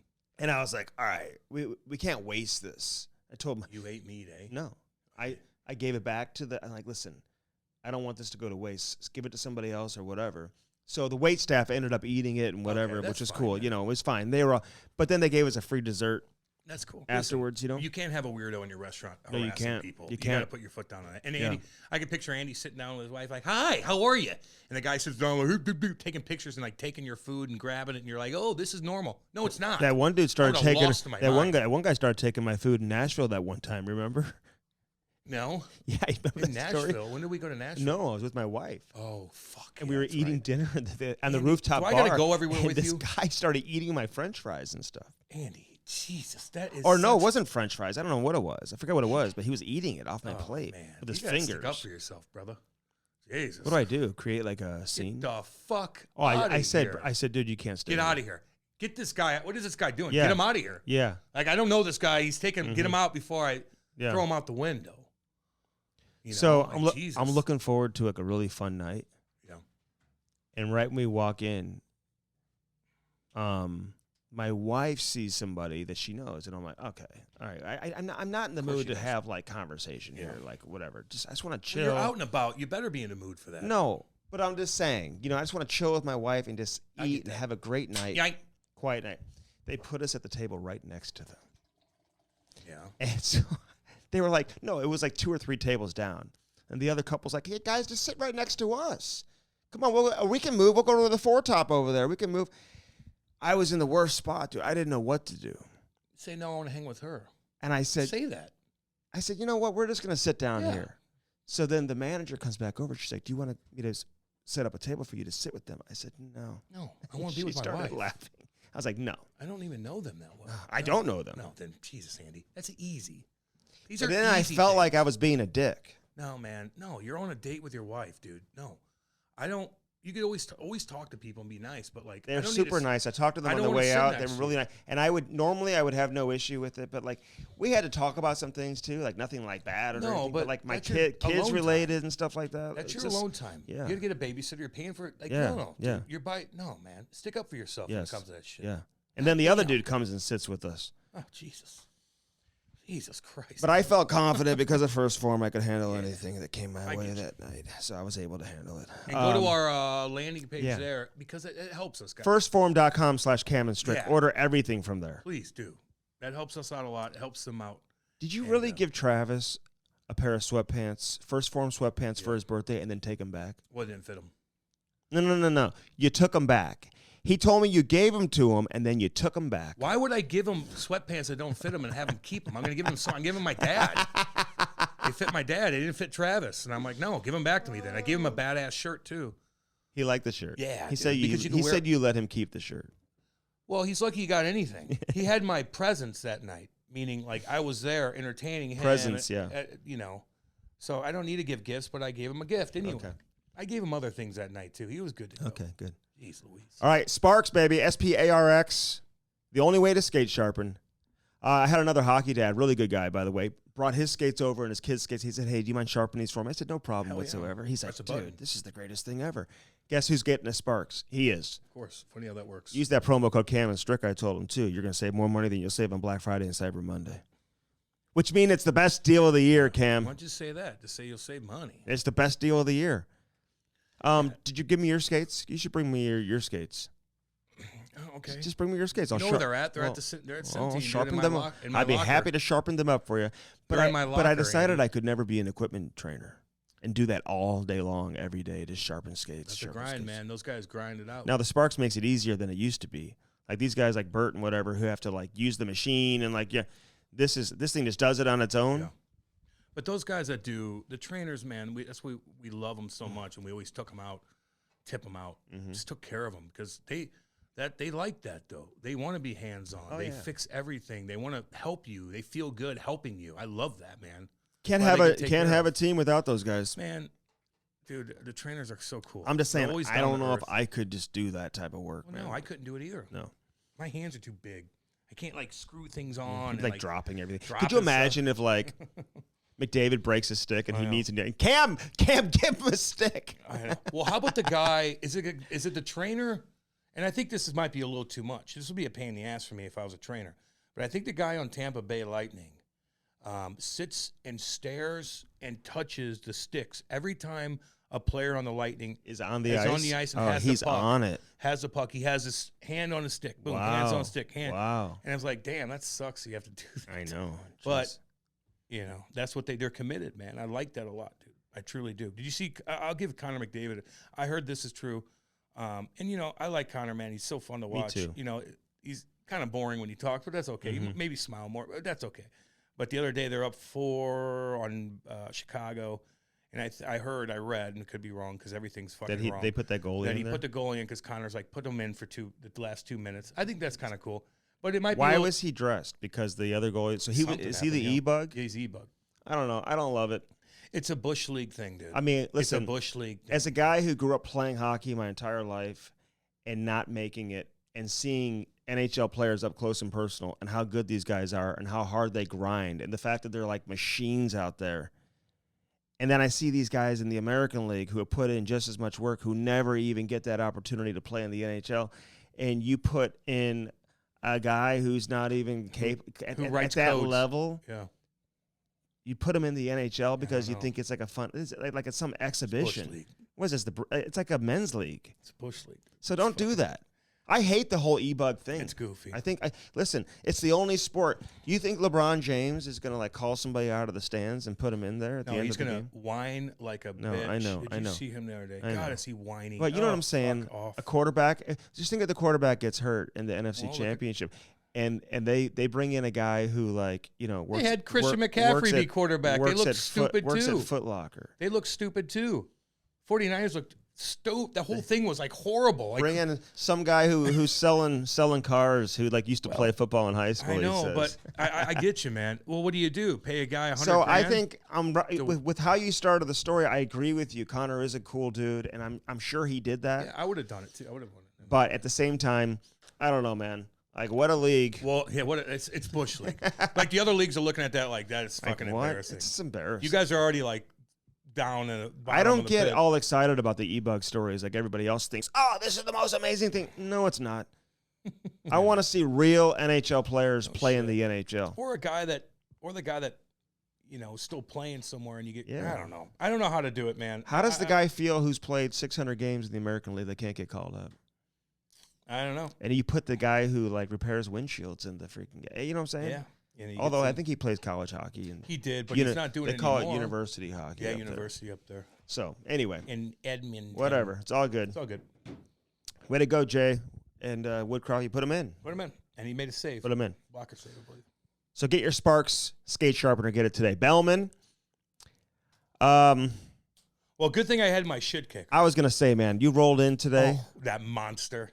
6.4, 25. You had no issues. Fuck. You driving like a grand? Are you Grandma Cam in there? Yes, are you? It's not my truck. I can't fuck around with it. But damn, I feel feel safe safe in that in there? son of a bitch. You're damn right. Will you drive me home? I was going to actually have you pick me up I today. will. Hold your breath. I got you. But still though, guys, I don't care what kind of truck you have. Mm-hmm. If you got ice, you got problems. Yeah. So always remember that. Yeah. You're not invincible, no matter what the fuck you got going. Right. If it's icing out, dude, you're going to be rolling and sliding all over the place. Yeah, Bellman and Troy, Missouri, Cam, they got the Buick GMC. They got something perfect for anybody in this type of weather, too. Yeah. Either side of the street in Troy, Missouri. Chrysler, Dodge, Jeep, Ram as well. Everybody gets qualified, Cam. They don't turn anybody away. Yeah. Over there at Bellman and Bellman.com. BEHLMANN.com. Say hi to Danny Boy. What up, Danny? Say hi to Kenny. Kenny, what up? What about Dale? Dale! What about Dale's brother? Who's that? Your brother Dale. Dale. Tell your brother Dale I said, hey, Tate. And your sister Dale. That's not very nice. Oh, my God. You've said that before. I didn't say that. I think you have. Well, then take it out. I'm taking that out. Of all the shit I say, you're not taking that out. What's wrong with that? You don't know. I mean, there could be. Yeah, there's a lot of girls named Dale. So check that out. Bellman.com, baby. Appreciate all their support, man. Great time to buy a car, dude. It's always a great time to buy a car. Gel sticks, best training devices you can find anywhere on the market, Cam. It's like a heavy stick. You stick handle with it. I know, man. Then you go out in the ice, and all of a sudden, what? You're ripping the puck like it's nothing. Yeah, same with lacrosse and golf, dude. They got all the training and mechanisms. Great for the guys. GELSTX, gel sticks. Hell yeah. And we absolutely love it. And all their support, man. These guys are out of Boston, too. Shit kickers, actually. Damn right. Damn right. So get your gel sticks. A bunch of guys are training with them. NHL players, Cam Atkinson, I believe Jonathan Taves, too. A lot of guys would practice with it. Yeah, that's what you do. Can I say this about Patrick Kane real quick before we get going? Because I've seen Patrick Kane skate recently, and I've seen him play, and I've seen Jonathan Taves play. And these guys are obviously generational talents, and they're great players. But I'm not giving up the farm to get Patrick Kane or Jonathan Taves right now, okay? I don't know who you're arguing with, buddy. I mean, well, people think, okay, they're like one of the top, when people talk about the best players that are available at the trade deadline, they keep bringing up Patrick Kane. Well, it depends on how much money you're going to keep. He's not healthy. Yeah, I don't know. I heard Patrick Kane's been dealing with a real serious hip injury and a hip issue that's going to require surgery that he's been ignoring now for a couple seasons, multiple seasons. All I'm saying is I'm watching this guy play, and I know it says Kane on the back of the jersey, but you're not getting the same type of player. He can still make plays. He can still be really good on the power play. But if you want to give up a ton to get Patrick Kane, I agree with you. It depends on how much money they just don't get up and down the ice the way they did. And people talk about it. With somebody, I get it, man, but I don't know. He's not healthy. He's expensive. And he's not healthy. Yeah. So that's what it is for me. He's not healthy. All right, we got to get to Mark Recchi. Mark Recchi, man. Awesome guy. Great interview. You'll love it, guys. Hall of Famer, and we love this conversation with Rex. Enjoy it now here on the Cam Strick Podcast. Hairclub.com, baby. Oh, you're damn right. Go to our landing page today, hairclub.com/Cam and Strick. Regrow, restore, and replace that hair. Don't wait. Now to the interview. Rex. How you doing? What's going on? What up, man? Hey, you're a very busy man these days. You listen. You're busier now than you were when you were a coach, and you tell everyone to leave you alone and stop asking you about talk. You're doing more interviews now than you did when you were a player, Mark. No I know. Like, hey, he's a popular man. I know, and we love him, man. And it's funny because there's so many people that you're tight with, man, that we've had on the show that we know too, man. So it's like I almost have an idea of how you're going to be. You're brought up a lot before we even do the interview. But I want to point it out. We didn't ask you to come on because Tocchet got the job. That wasn't. No, it's just coincidence, actually. So. Yeah, absolutely. I know. There's it kind of all happened at one. Like when I was doing the NHL column, was like well, we'll see if Talk gets it because we have a relationship, and then we'll write about that. I'm like, yeah, that's a good idea. Cam, he's a writer. He's writing columns right now on NHL.com. No. Dan's writing the column. Who's writing those? You know how to write? Because I don't.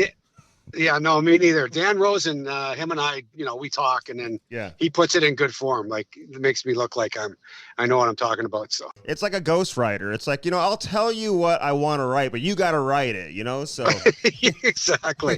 Where you living at? Where you living at, dude? I'm in Pittsburgh. I've pretty much had a home here the whole time. So I've always been in Pittsburgh. So like outside of Pittsburgh, you like by the city or what? Yeah. No, I'm outside in Mars, in the Mars Township, out by the practice rink. Okay. You got acreage? Facility out here. Yeah, I do. Yeah. I'm out kind of in the farm country, a little bit outside everything, which is kind of nice. So is Sydney asking to move in with you, or is he still living with Mario? Or did he get his own place? I think he's got a pretty nice shack now. So I bet he does. That's funny. That's funny. You run into those guys, man? I mean, I know you're not coaching there anymore, but you're still involved in the game. Like, who do you keep in touch with the most? Like current coaches, former players, current players. Like, who are you talking to the most to get your hockey fix? Yeah, you know what I do? I talk to a lot of guys still. Mostly through Texas. Like, I still talk to the Jersey staff. I still talk to the Pittsburgh Penguins staff, and ex-players and the guys I played with. So, I'm always just always. Shooting the crap with everybody and just keeping in touch, and it's the best thing, like John Cullen's one of my, Kevin Stevens, guys I grew up starting the NHL with. I talked to Cully for about, an hour yesterday, just, catching up, and it's good. It's always fun, and those special bonds you have when it just never ends. So John Cullen. Well, we had Matt Cullen on. Yeah. Cam's not familiar with who John Cullen is here, so let him know, Mark. Johnny was a hell of a player. He was a good player. I know who Kevin Stevens is. Yeah. Oh, we had Kevin on. Kevin was great, man. You guys had a cool ass team. When you're in Pittsburgh, even going back to look at the team that you won the cup with there, the first cup that they won. Yeah. I know you got traded after that, but how cool was that team? I mean, you had one personality after the other. Oh, it was so much fun. The dressing room was incredible. The lunches, and back then you went for lunch, and a lot of times it ended up going into dinner. So, we were all pretty young at the time, so not a lot of families. Only we had some, maybe Troth was one of the older guys, Joey Mullen, and they weren't even really that old at that time. So, just so much fun with that, and just every day in the dressing room was a new day. And, back then you had stretches in the morning, and the single guys had to talk about what they did the night before. And, just kind of, so it was, just good old times back then. I love it. It's funny you say lunches, man, because all the old school guys that we have on, they always talk about going to lunch after practice, and like the lunches, like some guys say, hey, I was a lunch guy. This guy was a lunch guy, but depends on how old you are. I don't know if they're doing that anymore, man. No, they certainly aren't doing it as a team, maybe the way they used to, Mark. No, the thing is now they get fed at the rink. They get breakfast and lunch now. So, they're not, unless it's set up. And I know Sid's still, here. I know Sid's still a big believer in getting guys together, and he's got a little bit of old school in him. He always makes sure they do something together, and that's important. And but with the breakfast and lunches, they basically don't, they grab their lunches and they go home or do whatever. So, so it's a lot different now. And obviously a lot healthier. Yeah, no shit. We weren't eating very well. I can tell you that. The French dips and the burgers and French fries, it was pretty common back then. Or you just go to all the other guys wanted to go to the dive bar so no one messed with them. And then you drink it, 12, and then the older guys would go to, then we'd last all day. They'd go to bed early, and then the young guys would go out till like 2:00 in the morning. So we put the extra time in. Yeah. You know how that goes. Oh yeah, absolutely. Absolutely. And, the schedule's a little different back then too. You usually had a few days and, Well, actually, the schedule back then was worse because you could practice every damn day. Now you're guaranteed 2 days off a month. It's quite nice. Well, it's 4 days a month. 4 days. 4 days a month. 4 days a month. Yeah. 1 day a week. Yeah, it's 4 days a month, and a lot of teams don't even practice half the time now either. Oh my even God. in those times off. And the good thing about back then is we didn't charter either. We stayed over in cities, so that always led to going out and hanging out with the guys, and everybody would go out together and have a you didn't have food served. You had to go find somewhere to eat. You didn't have the team taking care of it, so you were always together, always in that bond together, and it was a lot of fun. So yeah, you mentioned chartering. So you come at 88, you started playing, and then you're doing commercial flights, and you didn't know any better. But then once you started flying private, were you like, what the hell? Like, why wouldn't we do this earlier, right? Yeah, man, what a difference. What a difference. Amazing, really. And, I stayed east my whole career was like, it was incredible because, I was home at 1 o'clock, after games, crawling in my bed and, no problems, lots of rest and, no excuses really. Yeah. Oh, and I know compared to everybody else out west, like absolutely. Hey, when did they start flying private? What year? God, I think it was, I think it had to be like mid 90s. Yeah. Yeah. And I'm trying to think going back. Yeah. So it was, we had a few years and, a few of those mornings, boy, when you didn't play for a couple of days and the boys went out, a few of those mornings, they were early flights too, you were getting on, and it was pretty funny. But the coaches, wrinkles and the same suit for a week or two suits for a week. Yeah. Oh yeah. hey, but the coaches who got it, like, it's funny you just said that because, listen, I've covered teams here in St. Louis where they had coaches where they were always flying out after games. But then you had like a Joe Quenneville back in the day. He'd be like, no, we're going to stay the night. Then we'll fly out tomorrow. Like, he's a guy who played, who certainly got it, and let the guys have fun. Like, when you're coaching, with some of these different teams, like, do you want your guys to go out and have fun? Like, do you encourage it? Do you look the other way? Is it just something that's not talked about? Because when you're staying overnight or you have a day off, they're going to get their fun in. Yeah, absolutely. No, I think it's important. And, I know with Sully and even with Lindy, like when I was in the coaching staff, we talked about that. We wanted to stay overnight. And, if you're, you go out west and you get a couple, let's stay overnight here. Let's let the boys have some fun. We know they're going to have some fun, and it's good. It's good for the group.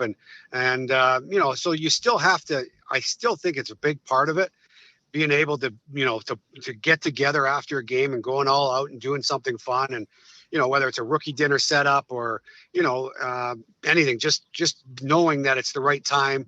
We got a few days in between, let them go. And then, we'll get ready for the next one.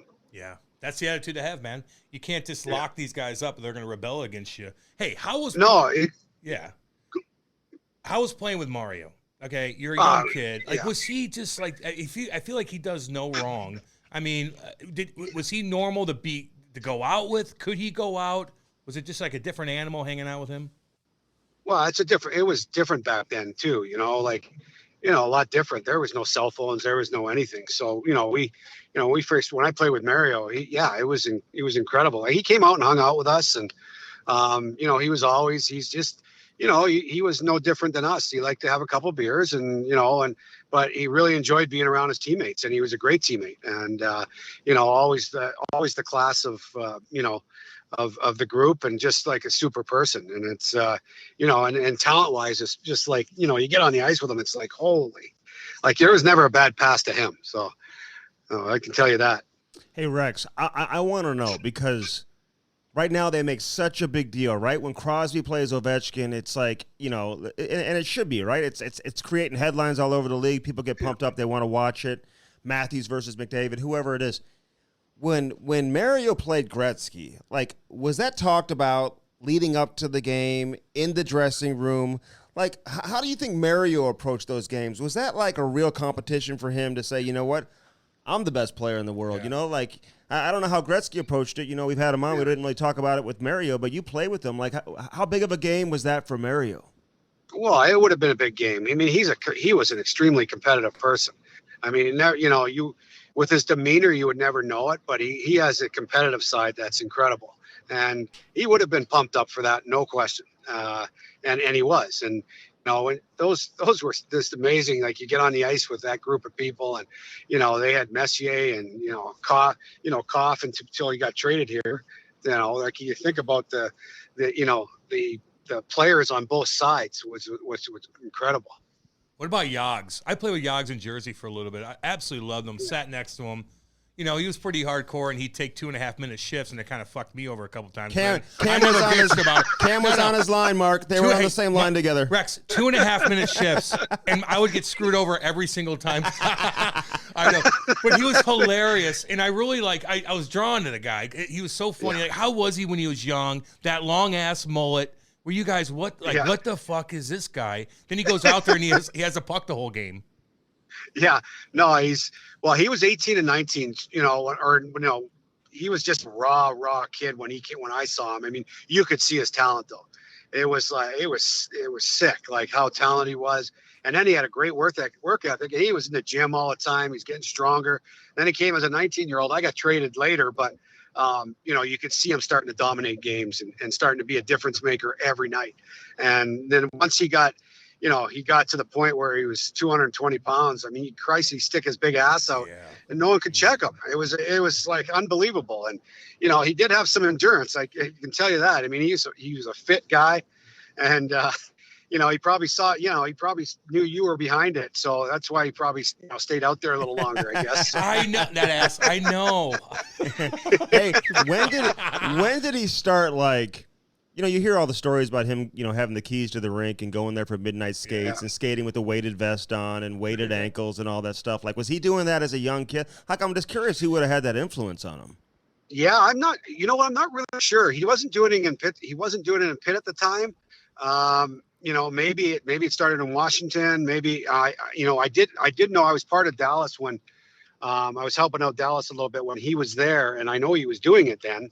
And, you know, he was going on the ice late at night and after games and still working on conditioning. And, you know, it was just like, you know, off the charts how dedicated he was. And, you know, and he is a character. Like, he's a character guy. Like, you know, I got to know him a little bit, you know, because he didn't really speak great English at the time. He didn't speak any for the first year.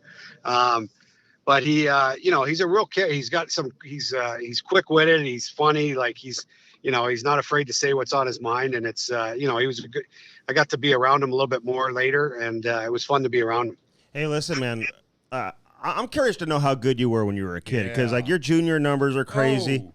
And now, listen, when you play like that, Mark, then they say, yeah, you know what, you're going to be an owner of the team also. Yeah, like, whether you like it or not, you're going to own the team. We had Tom Gallardi on, actually. Yeah. He said a few things, and he was certainly fun to have. We had Shane Doan. Listen, you guys got a great ownership group over there. Daryl Sador played here for a little while. Yep. Like, how'd that come about? Like, I know you had a great career, obviously, in the NHL and also in junior, but, like, who approached you to become part owner? And, like, did you jump at it right away? Yeah, well, it was community owned at the time. So, you know, it was kind of in a little bit of influx. So my dad actually knew Tom's dad, and Tom's dad's father was the mayor of Kamloops for a long time. Oh. And so my dad knew them. And then Tom and I got hooked up together, and, you know, we just started talking. And then, you know, obviously we got Shane and, you know, Jerome and Daryl involved, and ended up buying it, you know, getting the opportunity to buy the team. And it's, I mean, it's been a ton of fun. You know, we got the Memorial Cup this year, so that's pretty exciting. You know, we just traded 10 pieces for 2 players. So it's like, holy man, this is. Wait a minute. Wow. But that wasn't the trade though, was it? Like that crazy trade? Remind me, the defenseman from Hockey Canada. He got, listen, they've got like first round picks coming the other way, like 6 years from now. Like we got to break down what's going on with these CHL trades. I mean, it's crazy. Yeah. Like 4 first round picks for some of these. What would you have gotten back in the day, Mark? It's who knows, but it's incredible. Yeah. I mean, the prices were so high this year. I mean, you look at anything. I mean, Shane Wright goes back to juniors and he gets 6 pieces for one guy, you know, and it's like, you know, Seattle made a huge trade. I think they had, I don't even know, there was like 12 pieces involved. It was just like, you know, but it is, we had to keep up, you know, we're the host, and we just don't want to, you know, make our way in. We want to get there the right way. And do the right things. And, there's some good teams out there that we're going to have to face, but, it's we're excited about it though. It's a great opportunity. I never got a chance to win Memorial Cup. All those other owners did, besides Tom, obviously, but, they won Memorial Cups. So, I'm excited to, get that opportunity. Yeah, Doug Armstrong. He wants like 5 first-round picks for Tarasenko now. He's like, well, if they're doing it in the CHL, we could do it. Hey, Hitch was your coach, by the way. Listen. Oh yeah. Keaton, what was your guys' reaction to Hitch? Like, did you know Hitch before you got there? Like, did you know of him? And like, did you see him, ending up having the type of life and career in hockey that he's gone on to have? Yeah. Well, he was my coach in Kamloops, so. Yeah. We went from there and didn't know him at all, but he was, I always told the guys, like, he never fazed me. He bothered some guys, but he never fazed me because I knew there was a message there somewhere. He was a barker and he loved to bark. But I always told the guys, just listen to the message, man. Like, don't worry about the other crap. Like, who cares? Yeah. Like, who cares what you said? Like, just, there's a message there, figure out the message and just go play.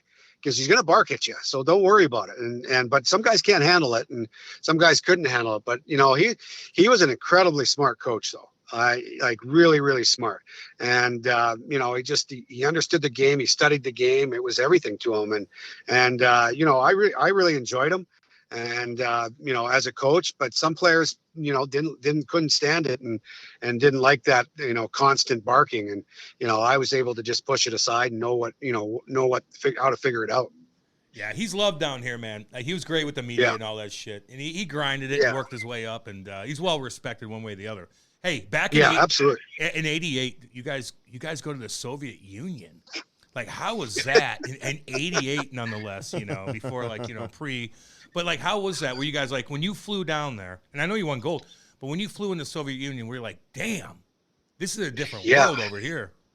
It is. Well, I was over there I went over to, I was over in Russia when I was 14 as well. We went playing from Kamloops. We went over to a tournament in Finland, and we went over to Russia as well for, 3 or 4 games, and then went back to Finland and played a tournament. And it was like, wow, it was incredible. It was scary. Yeah. And, even when we went in '88, we were going through Red Square and, there's guys with machine guns, like they're all walking around. I was like, holy Christ, this is like, I don't want to leave the hotel. It was like, man, what are we doing here? And, it was, it's pretty scary. I assume it's come a long ways. I've never been back, but, I would hope it's come a long ways, but I'm not sure. Hey, what were you eating over there? Yeah, I was going to say, like, what'd you guys do? What'd you eat? So we had we were fortunate. We brought a lot of like oatmeal and Team Canada brought a lot of stuff. We brought our own milk. We brought our own stuff. And, so we were a little bit fortunate. We brought macaroni and cheese. We brought like all this stuff that helped, us in the process, because the food, it was, I don't know what you really didn't know what it was when you were getting. Pig's feet. And porridge. Yeah. You had no idea. You don't have no idea if you were getting a horse or, a dog or what you were getting over there. Like you had no idea. Like, and you do a blindfold taste test. Is this a horse or a dog? Doesn't matter. You're hungry. Did you guys do anything? Like, were you allowed to go anywhere and go out or anything? Yeah, they told us to go in big groups and just walk around. Like, we would walk around and just like outside a hotel. You had to get out of the hotel a little bit. So we did do it's a little bit of venturing, but not really. It was pretty focused. We're just, and we'd go in big groups and just walk around through Red Square. They had a couple little areas that we went. We did go out after we won, which was a lot of fun. And, we went to, I don't even know how we even found the bar. So we went to some bar and, had a good time as a group. And, I don't think they cared how old you were or what back then or over there. So. Hey, Twister wasn't on that team, was he? I talked to Twister yesterday. Twister? He said, make sure you say hello to Mark. He goes, I knew him back in the day when we were teenagers back in the day. Did you? Oh, yeah. We grew up in Kamloops. Yeah, Twister's awesome. He's awesome. So I haven't seen him for a long time, though. He's coming to fix my windshield today, actually. No, he's jacked as all hell.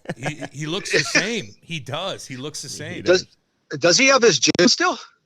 No, his bar, you mean? Like he had a couple Oh, bars. his bar. He had a bar. Oh, Yeah. did he have a couple bars? He had a Okay, couple I thought it was bars. Jim. And now he owns a, he's like an artist. He might have beat somebody up at the bar, and then they kind of went on. the urban legend has it. I'm at my Shocker. We'll never know the real story. But Yeah. he's like an artist, Mark. Like this guy does unbelievable art. Yeah, We've been out to his place, and We love he owns a windshield company that does really well. I just had like a rock hit my windshield the other day, and he's coming to fix it tomorrow, actually. So he's somewhat of a awesome. recluse. He doesn't like the spotlight anymore. So he's got he's got his like group of people that he trusts. You know how it is, man. And I you know what? I respect the hell out of that too. Everybody craves attention all the damn time. He's the one guy that could really take advantage of being a superstar in this town. He just does his own thing. Yeah. So I respect him. Yeah, that's great. He's a good man. So yeah, make sure you say hi to him for me. I will. It's great. 100%. hey, you get to the NHL. Like, did you know right away you were going to be able to like play at a high level? Like, were you like what was it like for you when you first got there? Like, did you know right away? Like, where was the confidence for you? I didn't know right away. I just, once I got into training camp and saw I could play with these guys, it was, then I started to get some confidence. I was fortunate. I went down to I got sent to Muskegon and had a great group of veteran guys. I had Dave McKillick, Jock Callender, Scotty Gruel. I had a bunch of Todd Charles with a bunch of older guys who were, well, they weren't really that old, but they were veterans down there. And they, Mitch Wilson was another one, was awesome to me. And I don't know if you guys know that name, but he was a pit bull down there. He was a tough guy, and but it was awesome. So I was very fortunate to have a really good season down there, get confident, play with those guys, and then just kind of played a few games that year up in the NHL, got a little taste, and then the next year, I knew I was ready. And, they sent me down right at the start of the season. I went down and, I did my thing down there, and then, a couple guys got sick up here in Pittsburgh, and that was it from there. So it was pretty neat, but, I loved playing down there. We won a championship in Muskegon, the year before. So it was good experience to start. And then I knew I was kind of ready after that. I watched a video of you in Muskegon. You scored I think it was you were killing off a 5-on-3. You scored a goal. But listen, this video was like 6 minutes. There was a whistle every 3 seconds. I was like, okay, are we ever going to get to the goal watching this damn video? It was like a whistle every 3 seconds. I was like, what is happening with this thing, man? It was like, but you put up some unbelievable numbers, God, man. you did. You know? So hey, let me ask you something. We had the Big E on the pod. We've had so many guys on that played with him. Like, what was your take with Eric? I know you play with superstars, but he was in a different world. Like, did you connect with him? Everybody has an opinion. Everybody has a different opinion about the Big E. Like, how was he with you, and how was your relationship? Well, the first year we're there, we spent a lot of time together. He was over at he was a young kid. I mean, he was 19 years old, and we spent a lot of time together. Eric's he's a great guy. Like, he was a big kid, and he's just a big kid. He thrived around like other. He was a good family guy. The older guys would have their kids. He was awesome with the kids. He was a fun teammate. We had a lot of fun together, and as a player, he was just, you didn't see that. I watched him play the year before in juniors at the Memorial Cup. And I was like, he was just running over people. I go, man, this is unbelievable.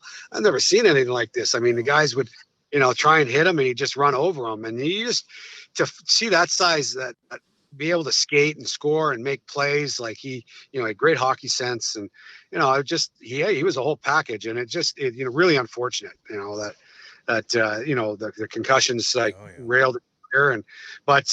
I mean, I got along good with Eric, and I never had any issues with him at all. So, yeah. What about, like, were you, when all that drama kind of went down, and didn't want to put the jerk, like, were you like, damn, like, man, you got a lot of pressure on you right now?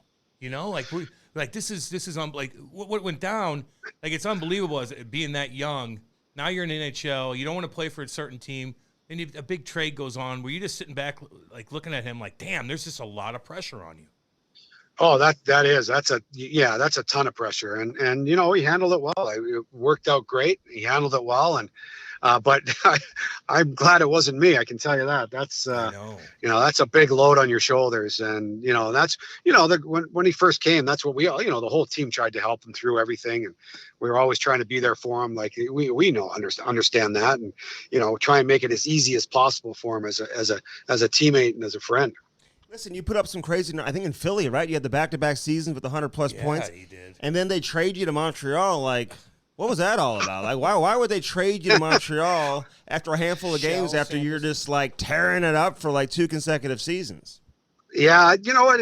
That's part of it. They got, I think they wanted a defenseman. And they got Desjardins, who was, awesome defenseman. They got John Leclerc, who was he was hadn't tapped out his talent yet, and he got to Philly and was able to do that, and so they get a couple big pieces to help them grow from there, and then I got traded back, which was awesome, so I got to play with those guys. So.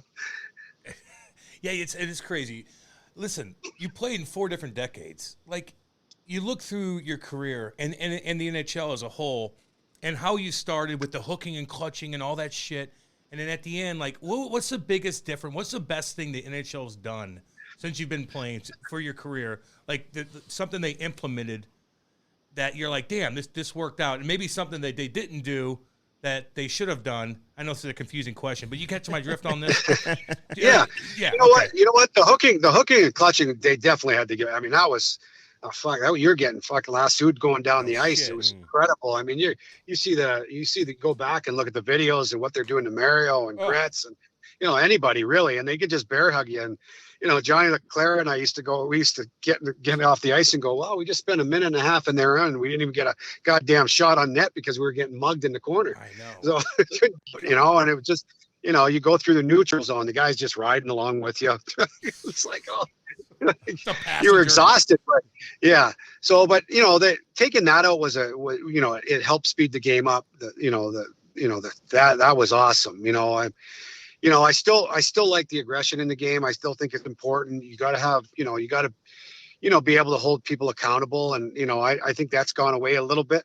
Which is, I'm a little bit old school there, but understand that the game has to evolve, and I still think. You have to protect your teammates, and you got to, guys got to be willing to play. I mean, they can't do a lot to you anymore, but but it's a fast game now, and that's what it is. It's all speed, it's all skill, but physicality is still a big part of it. And you can see that when playoffs come, you still see that that's important. Listen, I don't know if you fought a lot or if every single one of your fights are on YouTube, but I'm watching you had a lot of scraps. Hey, he fought Chelios. He had some good fights, man. Like, was that a situation where everybody was just expected to stick up for themselves? Because, listen, nowadays you maybe have 3 guys on the roster who might get in a fight and may end up with more than one scrap throughout the course of the year. I mean, just about every player won't even have a fighting major. Yeah. So, like, was that just the way the game was? Like, did you enjoy it? Like, would you just kind of like black out sometimes and just like like a switch would flip? Like, where was your mindset on that as a player? Yeah, I just, I'm not some big guy or anything, but, I held my own and I wasn't scared to fight. And, I thought it was, it was part of it. And if somebody messed with your teammate, messed with you, being a smaller guy, I thought if I was able to fight a little bit, I'd give myself a little bit more room too. Like, smaller guys would try and challenge me, and not like you can, but like smaller guys. Like Andy, you mean? Yeah. So, but guys, if you go after people and you show that you're not afraid to, then it puts them on edge a little bit, like, oh, he's not afraid to fight. And, if they have a few fights, then it's even better. And, so I was never worried about it, and never, if it happened, it happened. And it just, you snap and you go after it, and just, sometimes I just snapped, and if the guy was driving me crazy, I just grab him and, want to fight. So back then we had 5-on-5s a lot, you had brawls, you had different things going on. So it was all a different game. And now, like, there might be a kid that never has a fight in 12, 15 years of playing hockey. I know, it's crazy. So Like you hear some guy, oh, that was his first fight, and they were just wrestling, and it's like, well, that's not. No, you gotta get punched in the face. Sorry. Yeah, Mark, yeah. Was it Havlat who cross-checked you in the face? Oh, Like he ended up getting some like a suspension for it. what'd he do? And he cross-checked him in the face. I couldn't find the video today, but after the game, like the quotes from like Hitch and you, it's like, he's going to get it. Somebody, if it's not us, somebody's going to give it to him. Yeah. And I think a week later, you guys played against him. He must have been in Ottawa at the time. And there was like 419 penalty minutes during the course of the game, which I think is an NHL record, something crazy like that.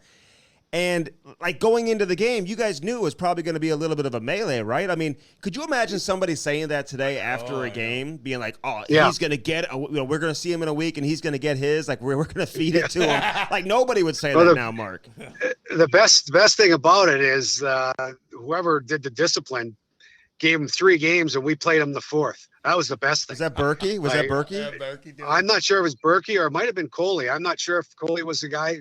I'm not sure who it was, but it was probably like, oh yeah, like that was the mentality, I guess, back then too. Oh yeah, we can't suspend them for the game when they play each other again. No. Yeah, no. Just give him the 3 up to it, and then he's going to play the 4th one. Yeah. If Havlat would have fought me right away, there wouldn't have been an issue, and then there probably wouldn't have been any, like it would have been over and done with. But he wouldn't fight me, so so he, to me, like that's not a very good teammate. Like you create that, and like you did it, and I'll make another example of it. We were in Boston. When I was in Boston, Mark Savard got crunched by Matt Cook. Matt Cook. And I talked to Billy G, we talked to authorities, said, hey, like he's got to step up. If he doesn't step up, it's going to get stupid. You know that, Billy. We all know that. And he goes, no. He goes, absolutely. So, we went to authority. Sean Thornton was on our side and Cook was on the other side. And Cook, right away, the first time they stepped, they fought. And that was it. Then the game was good. It's over. Yep. It's over. And, with him not doing that, then it created a whole, Christ, there was like 4 guys left there was like 3 guys. I don't even know if they could, they were just at the end. They had like 5 guys, like 7 or 8 guys on the bench each. It was like unbelievable. I know you're leaving the ice. You're pointing at Jacques Martin. You're yelling at their bench. Get him. We miss those days, man. We don't have those days anymore. But I know it's funny. Go ahead. And I got to coach with Jacques too, so we never really talked about it, but it didn't come up. I love him. No, he's an awesome guy though, but it was funny. Did you play with Brash?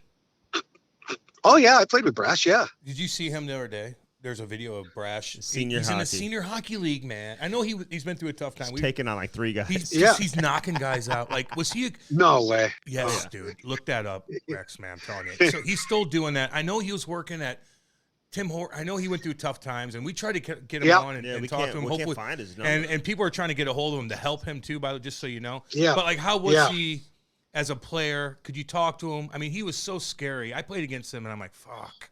This is gonna be a tough one, he's a big lefty. Like, how was he as a player and a person? He was actually a really good player too. He could play the game. Like he had some skill on him. He could skate. God, he's 6'3", 230, 240 pounds. Jacked. And just jacked. And he was actually a really good teammate. He was a great guy.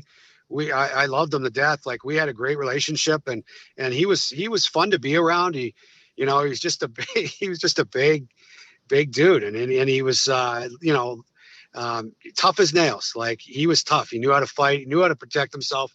Never really got hurt. If you ever watch his fights, like he's just so strong. He was able to grapple enough where he could, he'd get his punches in and be effective. And him and Ty Domi had a couple. I was just like, oh my God. Ooh. Lefty. Like, he'd bear hug. Yeah. He wouldn't want to get hit, but then Wade Belak got him when he was in Washington. Yeah. Remember that? When Belak started throwing Jesus. That's right. Yeah. I do remember that. Yeah. But I hope the PAs, like, I hope our guys are, trying to help them. And, that's what, I know that Glenn Healy's trying to do a heck of a job up there, trying to make sure that, that the alumni are taken care of. And that's a big, there's a lot of different things they're doing now to help and raise funds and do all that and help these, help the guys that are going through these tough times. I hope he's doing all right. They need to want to be helped too, by the way. So I talk to these guys all the time, and they try to get a hold of guys that are struggling but they don't want to. They don't want anything to do with it. Help. They don't want the help, man. They're kind of like, you have to force the issue at times, I guess. But hey, let me ask you this though, man. Like when you're getting older, and you're walking in the locker room. I'm talking older, Rex. God, you played forever, Jesus. And like, are you sitting in the locker room like, fuck? Like these guys are 19 years old. They're talking about wheeling girls. They're doing. Were you ever like, man, I'm old in the locker room. Like, how did that feel? Like Tom I would Brady. have had a good time, but like Tom Brady. Well, I could have been their dads. Some of them, like I could have been their dad. Like it's crazy. Like when I was my last year in Boston, or even that, I mean, Sagan and Tyler was 18, turning 19 years old, and it was good. What were his stories? What was he doing? What were his stories in the stretching circle? I think you've heard a lot about that. I want to hear his stories in the stretching circle. Were you? Hey, when he walked in the locker room, were you like, okay, Sig, sit down. What'd you do last night? Yeah. We had a few good stories. Yeah. I'm sure. Have to stay there. He was a great kid. He was 18 years old. Raw as all too. Heck of a talent, but he had some learning to do, and he learned quick, and he's the veteran now. He's made a lot of money, man, but he stays out of the shit, man. He does. You don't hear anything about him except when he's playing. Yeah. Hey, listen, you took some crazy hits. Like, I mean, Ovechkin got you. It might have been Ovechkin's rookie year, but then when Brian Marshman got, your head was down. I don't know how you didn't break your neck on this specific hit. Like when Brian Marshman got you in open ice, like your head was down. Who was the guy that you just, who's the hardest hitter that you played against that you just did not want to go into the corner with, or just, he would always find you. He would get you all the time. Yes. Well, Scott Stevens. Yeah. I had to play a game. I played right wing. He played left D. For I don't know how many goddamn years. It was like, oh, here we go. This is going to be a fun one tonight. Like, you're going to get crunched, and at some point he's going to step up on you and get you. And, you just have to hope, you draw him enough that, you can make a play and send somebody in or something, because, he's going to step up once in a while. And, but he was a crazy one. I don't know. You remember Brendan Witt? Oh, he was out of control. Scott was under control. Brendan Witt was out of control. He was running around all over the place. And so you really had to keep your head up with him. But, there were so many guys that, they just, there was big guys, and, it was a different game back then, and they took runs at you. Yeah. Scotty Stevens, though, man. Ooh. Yeah, he would catch it. But Marchment, though, and listen, rest in peace. I know it was tragic last year. Yeah. But we've heard from so many players of your era, though, man. Like, he was one of those guys. Kasperitis was another one. Like, Kasperitis, did he ever get you or no? Casper never got me, no. No, I never got by him, thankfully. So, yeah, because he was good at it. He was great at it, but I never did get hit hard by him. Marshy, obviously Marshy I did, and I got to be great friends with him after too. We had the same agent and, throughout the, all the time. And, he was, you just always had to be aware when those guys were on the ice, and, if you're not, you're going to get hit and you're going to pay the price. But you see Ovi hitting like that. Oh. It was his first or second year, the video that I saw. Like, are you surprised? Will we ever see a player like that? Who's got that much size, that much physicality, yet they go out there and score every game too? Well, the longevity he's had doing it too. The great, like, he's a really smart player. Like, what I love about Ovi right now is he knows when to, like, there's times in the game, like, he paces himself, but if the team needs something, energy, all of a sudden you see him going out there and just running people, and, still being physical and still being a force. And I love that about him. Like, at this point, he's trying to make a difference still if there's, if they need some energy. And, to me, that's a great thing. That's a great sign. He's obviously a good leader. He can, Christ, you can't give him a shot. He's going to score every time. Like, he gets one shot, 3 or 4 shots, he's getting 1 or 2. So. Yeah, I heard he's an awesome guy too. Like, he just will hang out with you, will, do shit. He's not I know he's on a different level, but he doesn't act like it in front of the guys and all this shit. We've had a bunch of people on that pumped his tires up. Let me ask you something, might be kind of corny, but I don't really care. Your 3 Stanley Cup teams, just rank them. Like, if you had to rank them, I know it's 3 different decades, and I get that, but like, what are the best Stanley Cup teams you played on? If you had to rank them. Well, I think if you look at talent-wise, I think you have to look at that Pittsburgh team right off the bat, like in '91. I mean, there's what, I don't even know how many Hall of Famers there is. There must be 6 or 7 or 8. I'm not even sure. So that was incredible. That talent, probably the most talented one, no question. I got to Carolina. It's a different era now. That's the hooking and clutching was out of it. Mm-hmm. We didn't have a wagon per se, but we had a lot of just really good players and that had bought in, and Lavi was a great coach, and they built something really cool there. And then if you talk about the Bruins, that team was that had old school, had some extreme talent guys. There's going to be some Hall of Famers from there as well. With Bergie and Marshy and, obviously Tuca, and I don't know where Timmy Thomas will Chara, be. Chara, the big guy. Yeah, that big guy, but that team was like, that team was like, okay, you guys want to get in a war? We're going to war. If you guys want to play skill, we can do that. That team was incredible in that sense because, you had Lucic, you had Horton, you had Char, Thornton. you had Sean Thornton, Yep. you had, Greg Campbell was there. He was a scrapper and didn't mind doing that. And then on the defense, we had, you had Andrew Ferentz, who was a tough guy, and he could handle himself, and so we were built like whatever direction you wanted to go, we could play, and it was pretty neat. So 3 like totally different, but all awesome, obviously. Yeah, I remember, man, all of them really, but like the Carolina one, because Dougie Wade, getting to know him real well. He just got traded to Carolina. Yeah. Pronger knew him super well from his years here in St. Louis. You're playing against him in Edmonton. It was such an interesting Stanley Cup, not to mention, you're just going into the salary cap era. It was just a different brand Cam of Ward hockey altogether. But Tim Thomas, like Tim Thomas, and like, what should we know about this guy? Yeah. Like, he didn't go to the White House, all that type of stuff. There's always some type of like controversy that he was involved in. But when he was locked in, this dude was so good. Like he was. I don't think people recognize him maybe the way they should in terms of like how great this guy was. Oh, he was such a good goalie, but yeah, he was, Timmy's, he's a little bit different, and he'd go get his on game day, he'd go get his Burger King or whatever. He kind of, that's what he thought. He'd come into camp and he'd be in really good shape, and all of a sudden he'd have a little belly as the year went on, and he'd get a little belly, and but he stopped the puck. We didn't give a shit what he was doing. So keep stopping the puck. And, you had Tuukka Rask as your other goalie, was incredible. But Timmy, it's so funny in playoffs.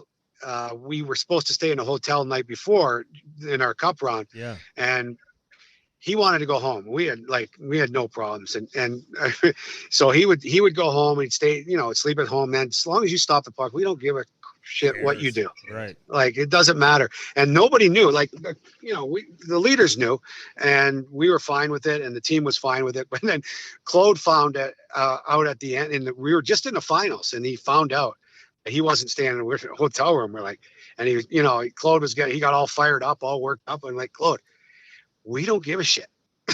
We don't care. Like, as long as he stopped the puck the whole way. We're not going to let, this is not change. He's not staying at the hotel. He's doing his routine, and that's it. And Claude was great. He's like, oh yeah. Okay. Like, it was like, but that's Timmy. That was Timmy though.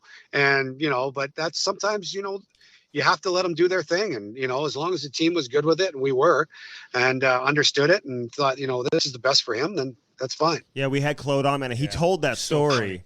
I heard from so many players, like even Keith Tkachuk was like, "What? Did that really happen? Yeah. That's unbelievable!" Yeah. Some of the guys thought it was hilarious that he's like staying at home. But what about Brad Marchand? I mean, you're 43, the oldest player in NHL history to score a goal in the Stanley Cup Final. I think he had 3 goals in the Stanley Cup Final, which is incredible. Jesus. But did you ever have to sit him down? Like, how well did you get to know him? Did you make it a point to try to mentor him? Was he out of control at that stage, or was he kind of getting through it? Like, where was it just the beginning? Like, what was going on with Marshy at that stage?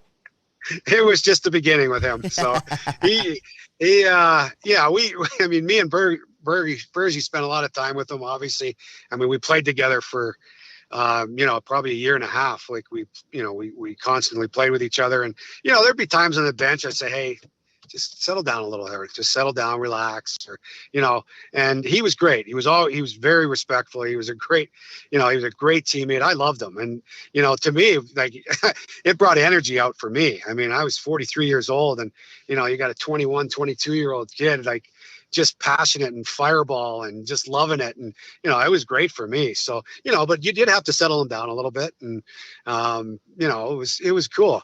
It was cool. We had a funny story with him. He after we won the cup, or maybe it was the year before, his first year, and then we won the second year, I think it was. And he's like, yeah, Rex, I'm thinking about this Lamborghini. And he lives up in PEI in that area. And I go, think about the pros and cons of this.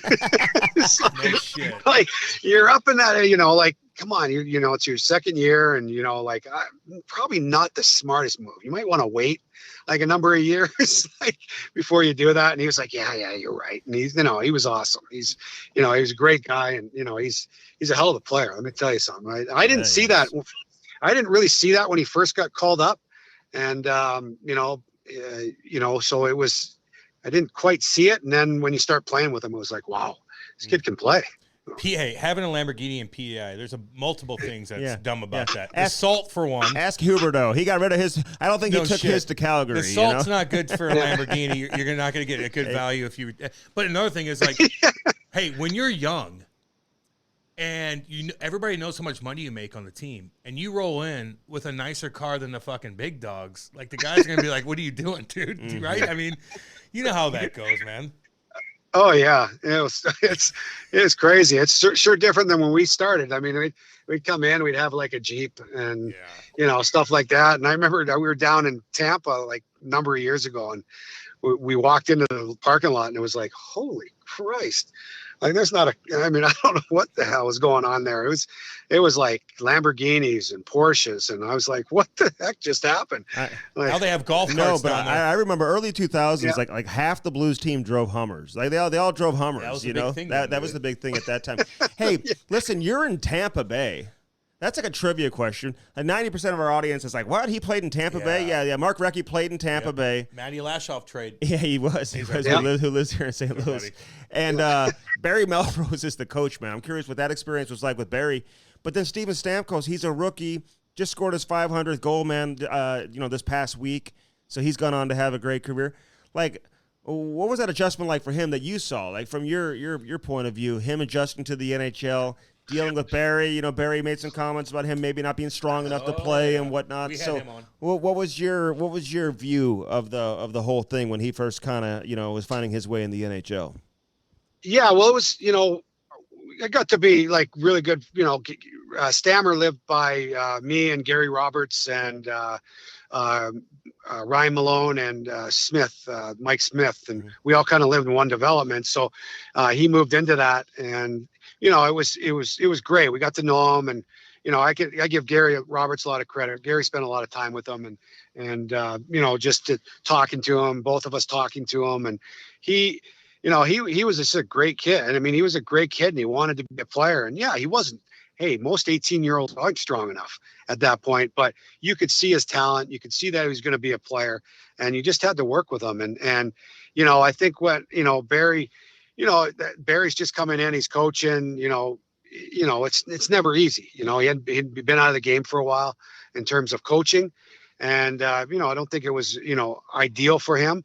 But then when Talk took over, they sat down and with Gary and the strength conditioning, and they put him through a program, which I think really helped him. Like he didn't, he'd have a weekly program, and some days he'd sit out, and, he'd sit out a game, and that didn't last very long because his confidence just started getting better and better. And then by the end, he's playing every night and not worrying about it. And I think that, propelled Stammer, through those guys, like helping them and putting him in that situation. And yeah, he didn't like it because he wanted to play every night. He's a competitive kid, but he bought in, and I think it helped him a lot. And I love the way he plays now. Like he's another guy, same thing. Like if he's not scoring, he's at least trying to be physical, and that's why they're Stanley Cup champions. That's why, they followed him, that's what a lot of young players don't understand now is, they, if you're not doing anything in the game, you got to find a way to make an impact. And there's a lot of young guys now that if they're not scoring, they're not doing anything. Mm-hmm. And they got to find a way. Go out there and make a hit. Do something. Maybe block a shot. Get your side to side. I watched Lafreniere last night block a shot in Toronto. And the bench goes crazy. Just little things like that the young guys have to learn to do. Yeah. Well, that was a weird time in Tampa Bay, though, man. I mean, Brian Lawton was the GM. You had Oren Koulis and Len Barry as the owner, like Barry Melrose as the head coach. It was a strange time. Hey, remember? And listen, I shouldn't say remember because, of course, you do, because you were involved in it. So obviously you'd remember. But when Max Pacioretty got hurt in Montreal, he goes off on a stretcher. Oh yeah. And you would say, hey, maybe he's kind of embellishing, trying to get Chara suspended. And when you think about it, like, they probably were. Like, it makes sense. But after you said, like, when you made the comments, did you expect it to blow up the way that it did? Well, yeah, it's going to blow up because it's, the media up in Canada, obviously it's, they're very it's very focused on hockey and so I knew it was. And I mean, people have to understand, I was trying to protect Z too. Like, Z doesn't have, like, there was no intention in that at all. Like, he was finishing his check and he would have finished a check same place anywhere. So it just happened to be where the partitions were there. And it was unfortunate that, Max got hurt. And, but I know the comment was, well, because we dealt with Bergie.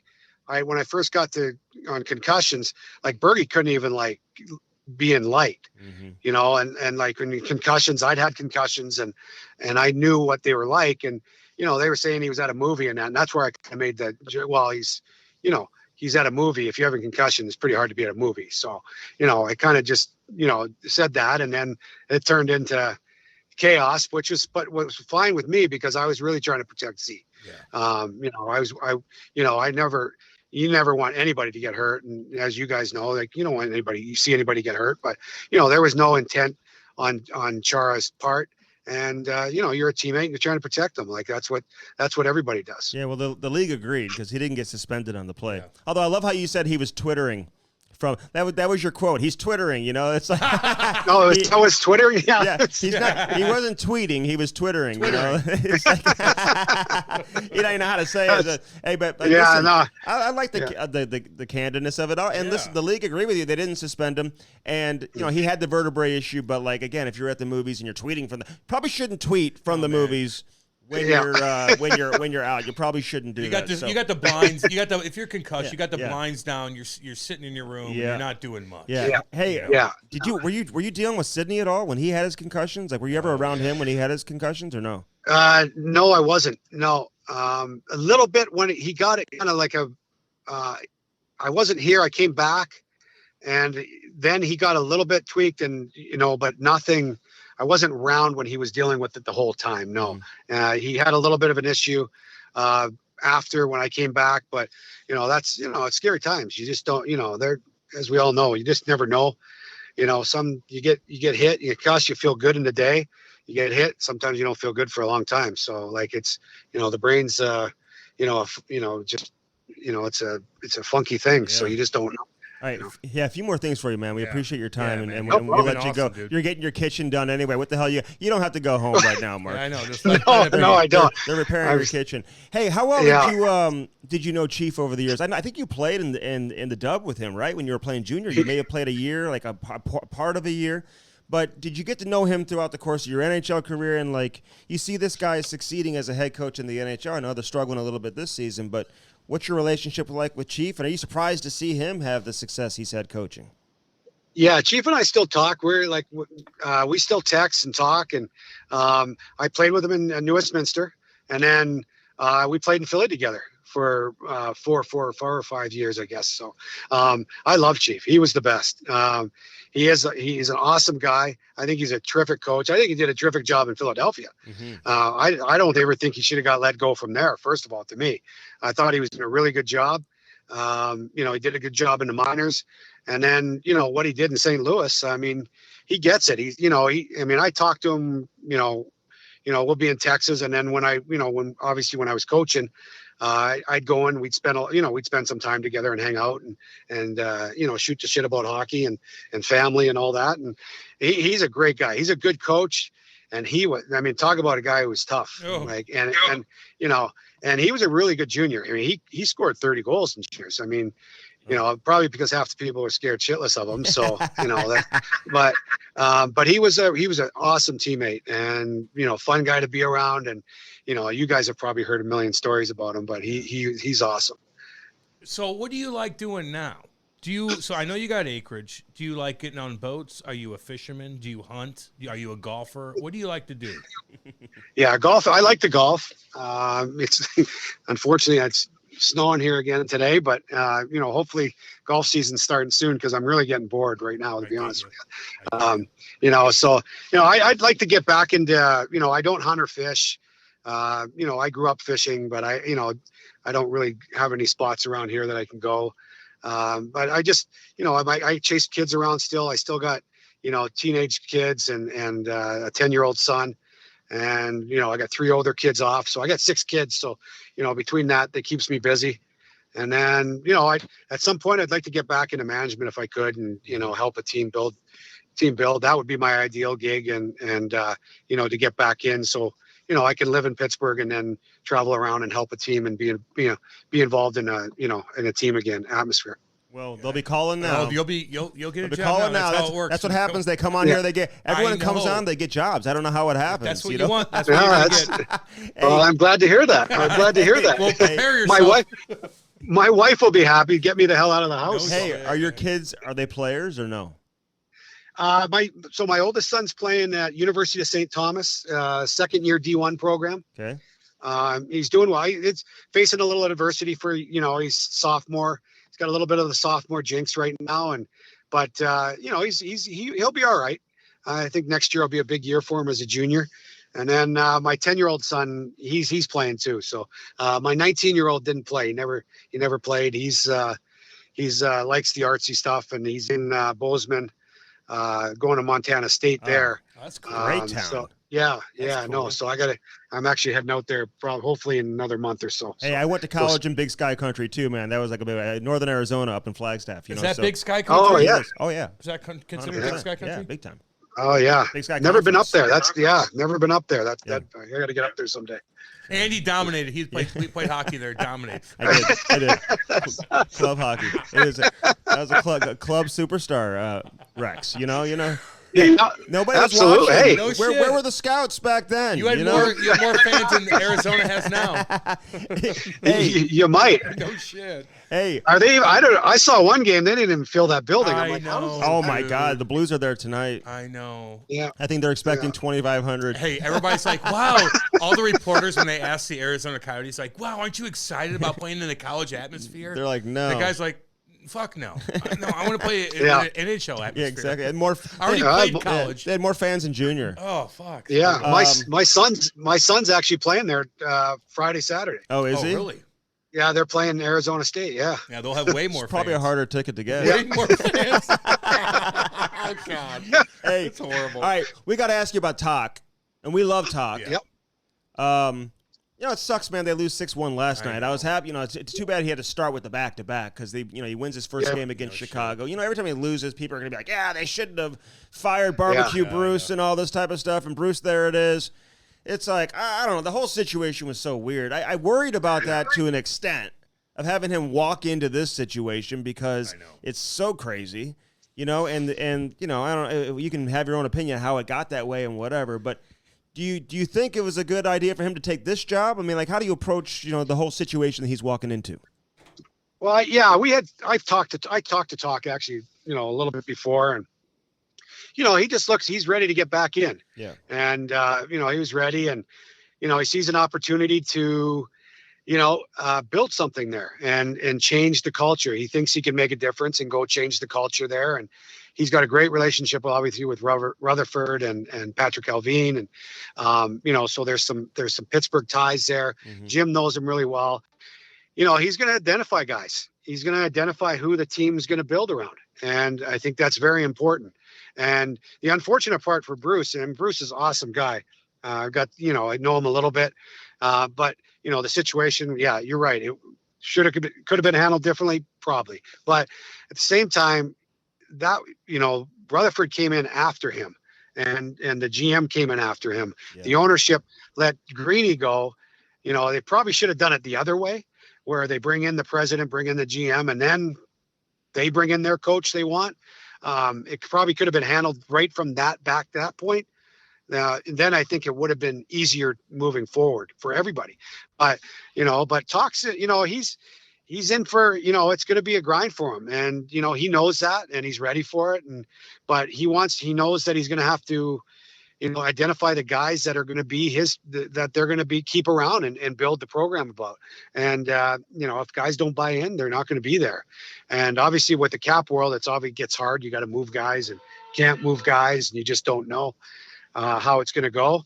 But but he'll do a great job. I think he knows what he's in for, and I just think he's smart enough. He understands players. He understands it's going to take some time, and they're going to be all over him no matter what this year. I think next year will be the telltale when he gets a full slate, and he gets the people that he wants there, and build around those group. Then I think you'll see a different story.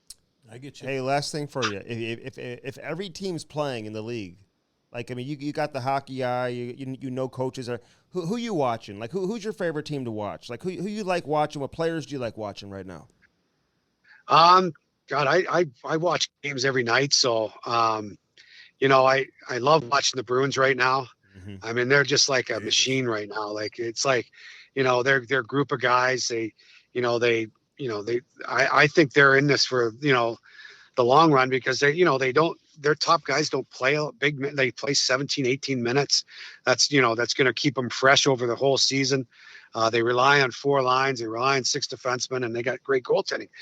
So right now it's obviously great. Watching Jersey, obviously Jersey's really exciting. I mean, I was able to be with those guys for a couple of years and loved working with all those young guys. It's so awesome to see them doing well. Mm-hmm. I love Lindy, the coaching staff there. Lindy and, Chris Taylor's the other one that's still there, and the goalie coach. But I love watching those guys. So there's a lot of great hockey going on right now, and a lot of fun hockey. And, Colorado's getting back in the groove here. So it's nice to see that they're getting healthy again. And it's going to be a fun run down here in the stretch. Yeah, no doubt. We're pumped about it. Hey, you still have that Bruins coat they gave you at the ceremony? That $10 jacket. Was that what the players passed around like after a game to the player of the game? Like, yep. Okay. That was it. So that's up in the wall in the room. Okay, awesome. Yeah, I love it. Yeah, we kept it there. So yeah, that's right where it belongs. So. Yeah. Well, it was worth $10, and now it's priceless, man. So that's a million.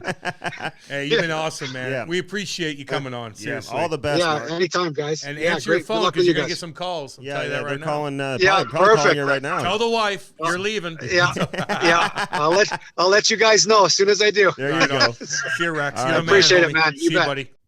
The Cam Strick podcast is brought to you by Bellman and Bellman.com. BEHLMANN.com. Get out there to Detroit, Missouri. Check it out. On one side, you got the Buick, the GMC.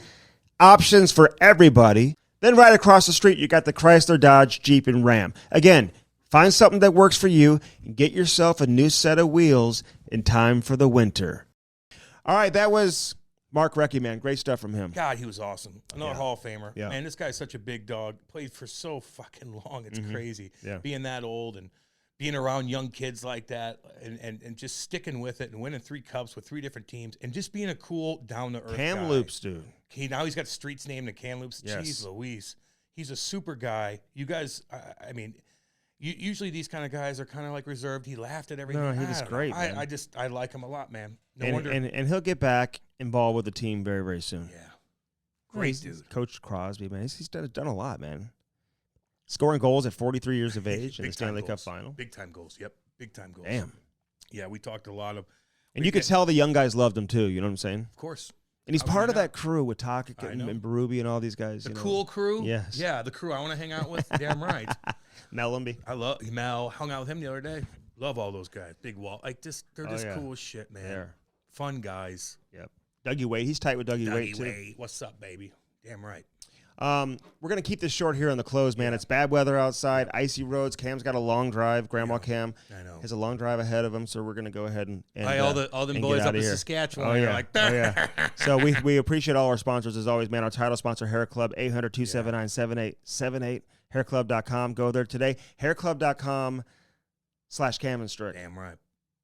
And check out our landing page. Get going on it. Get your first consultation. Get it right then and there. Damn right. All right, First Form, Nick and everybody. What's up, guys? We appreciate them having us out. That was a lot of fun the other day. Get that app and get it today. It'll help you. Download the app and get your life structured. Get structured. If you need any help with that, just reach out to me. Yeah, ask Andy.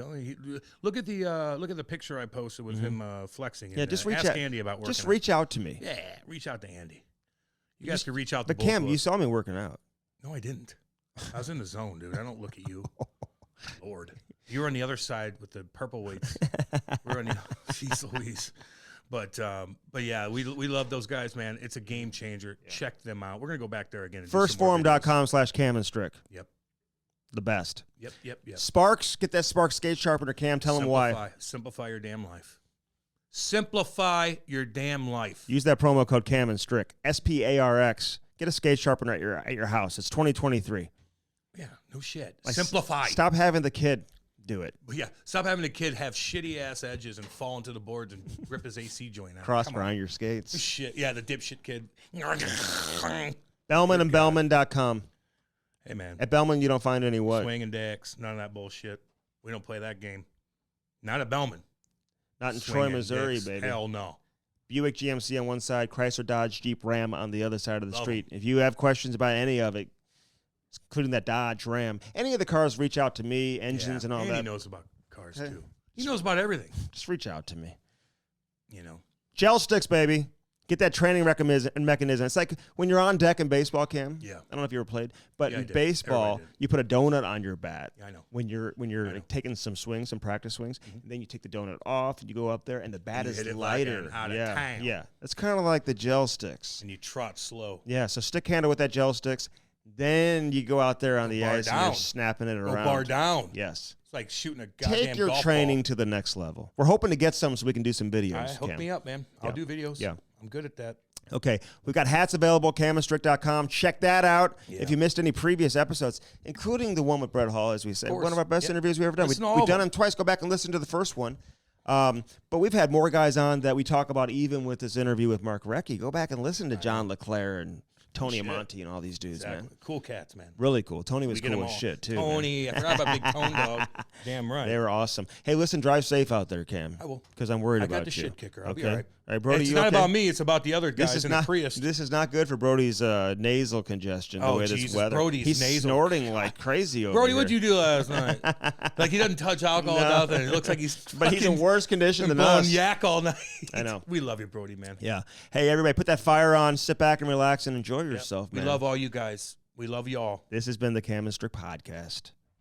Have a great day.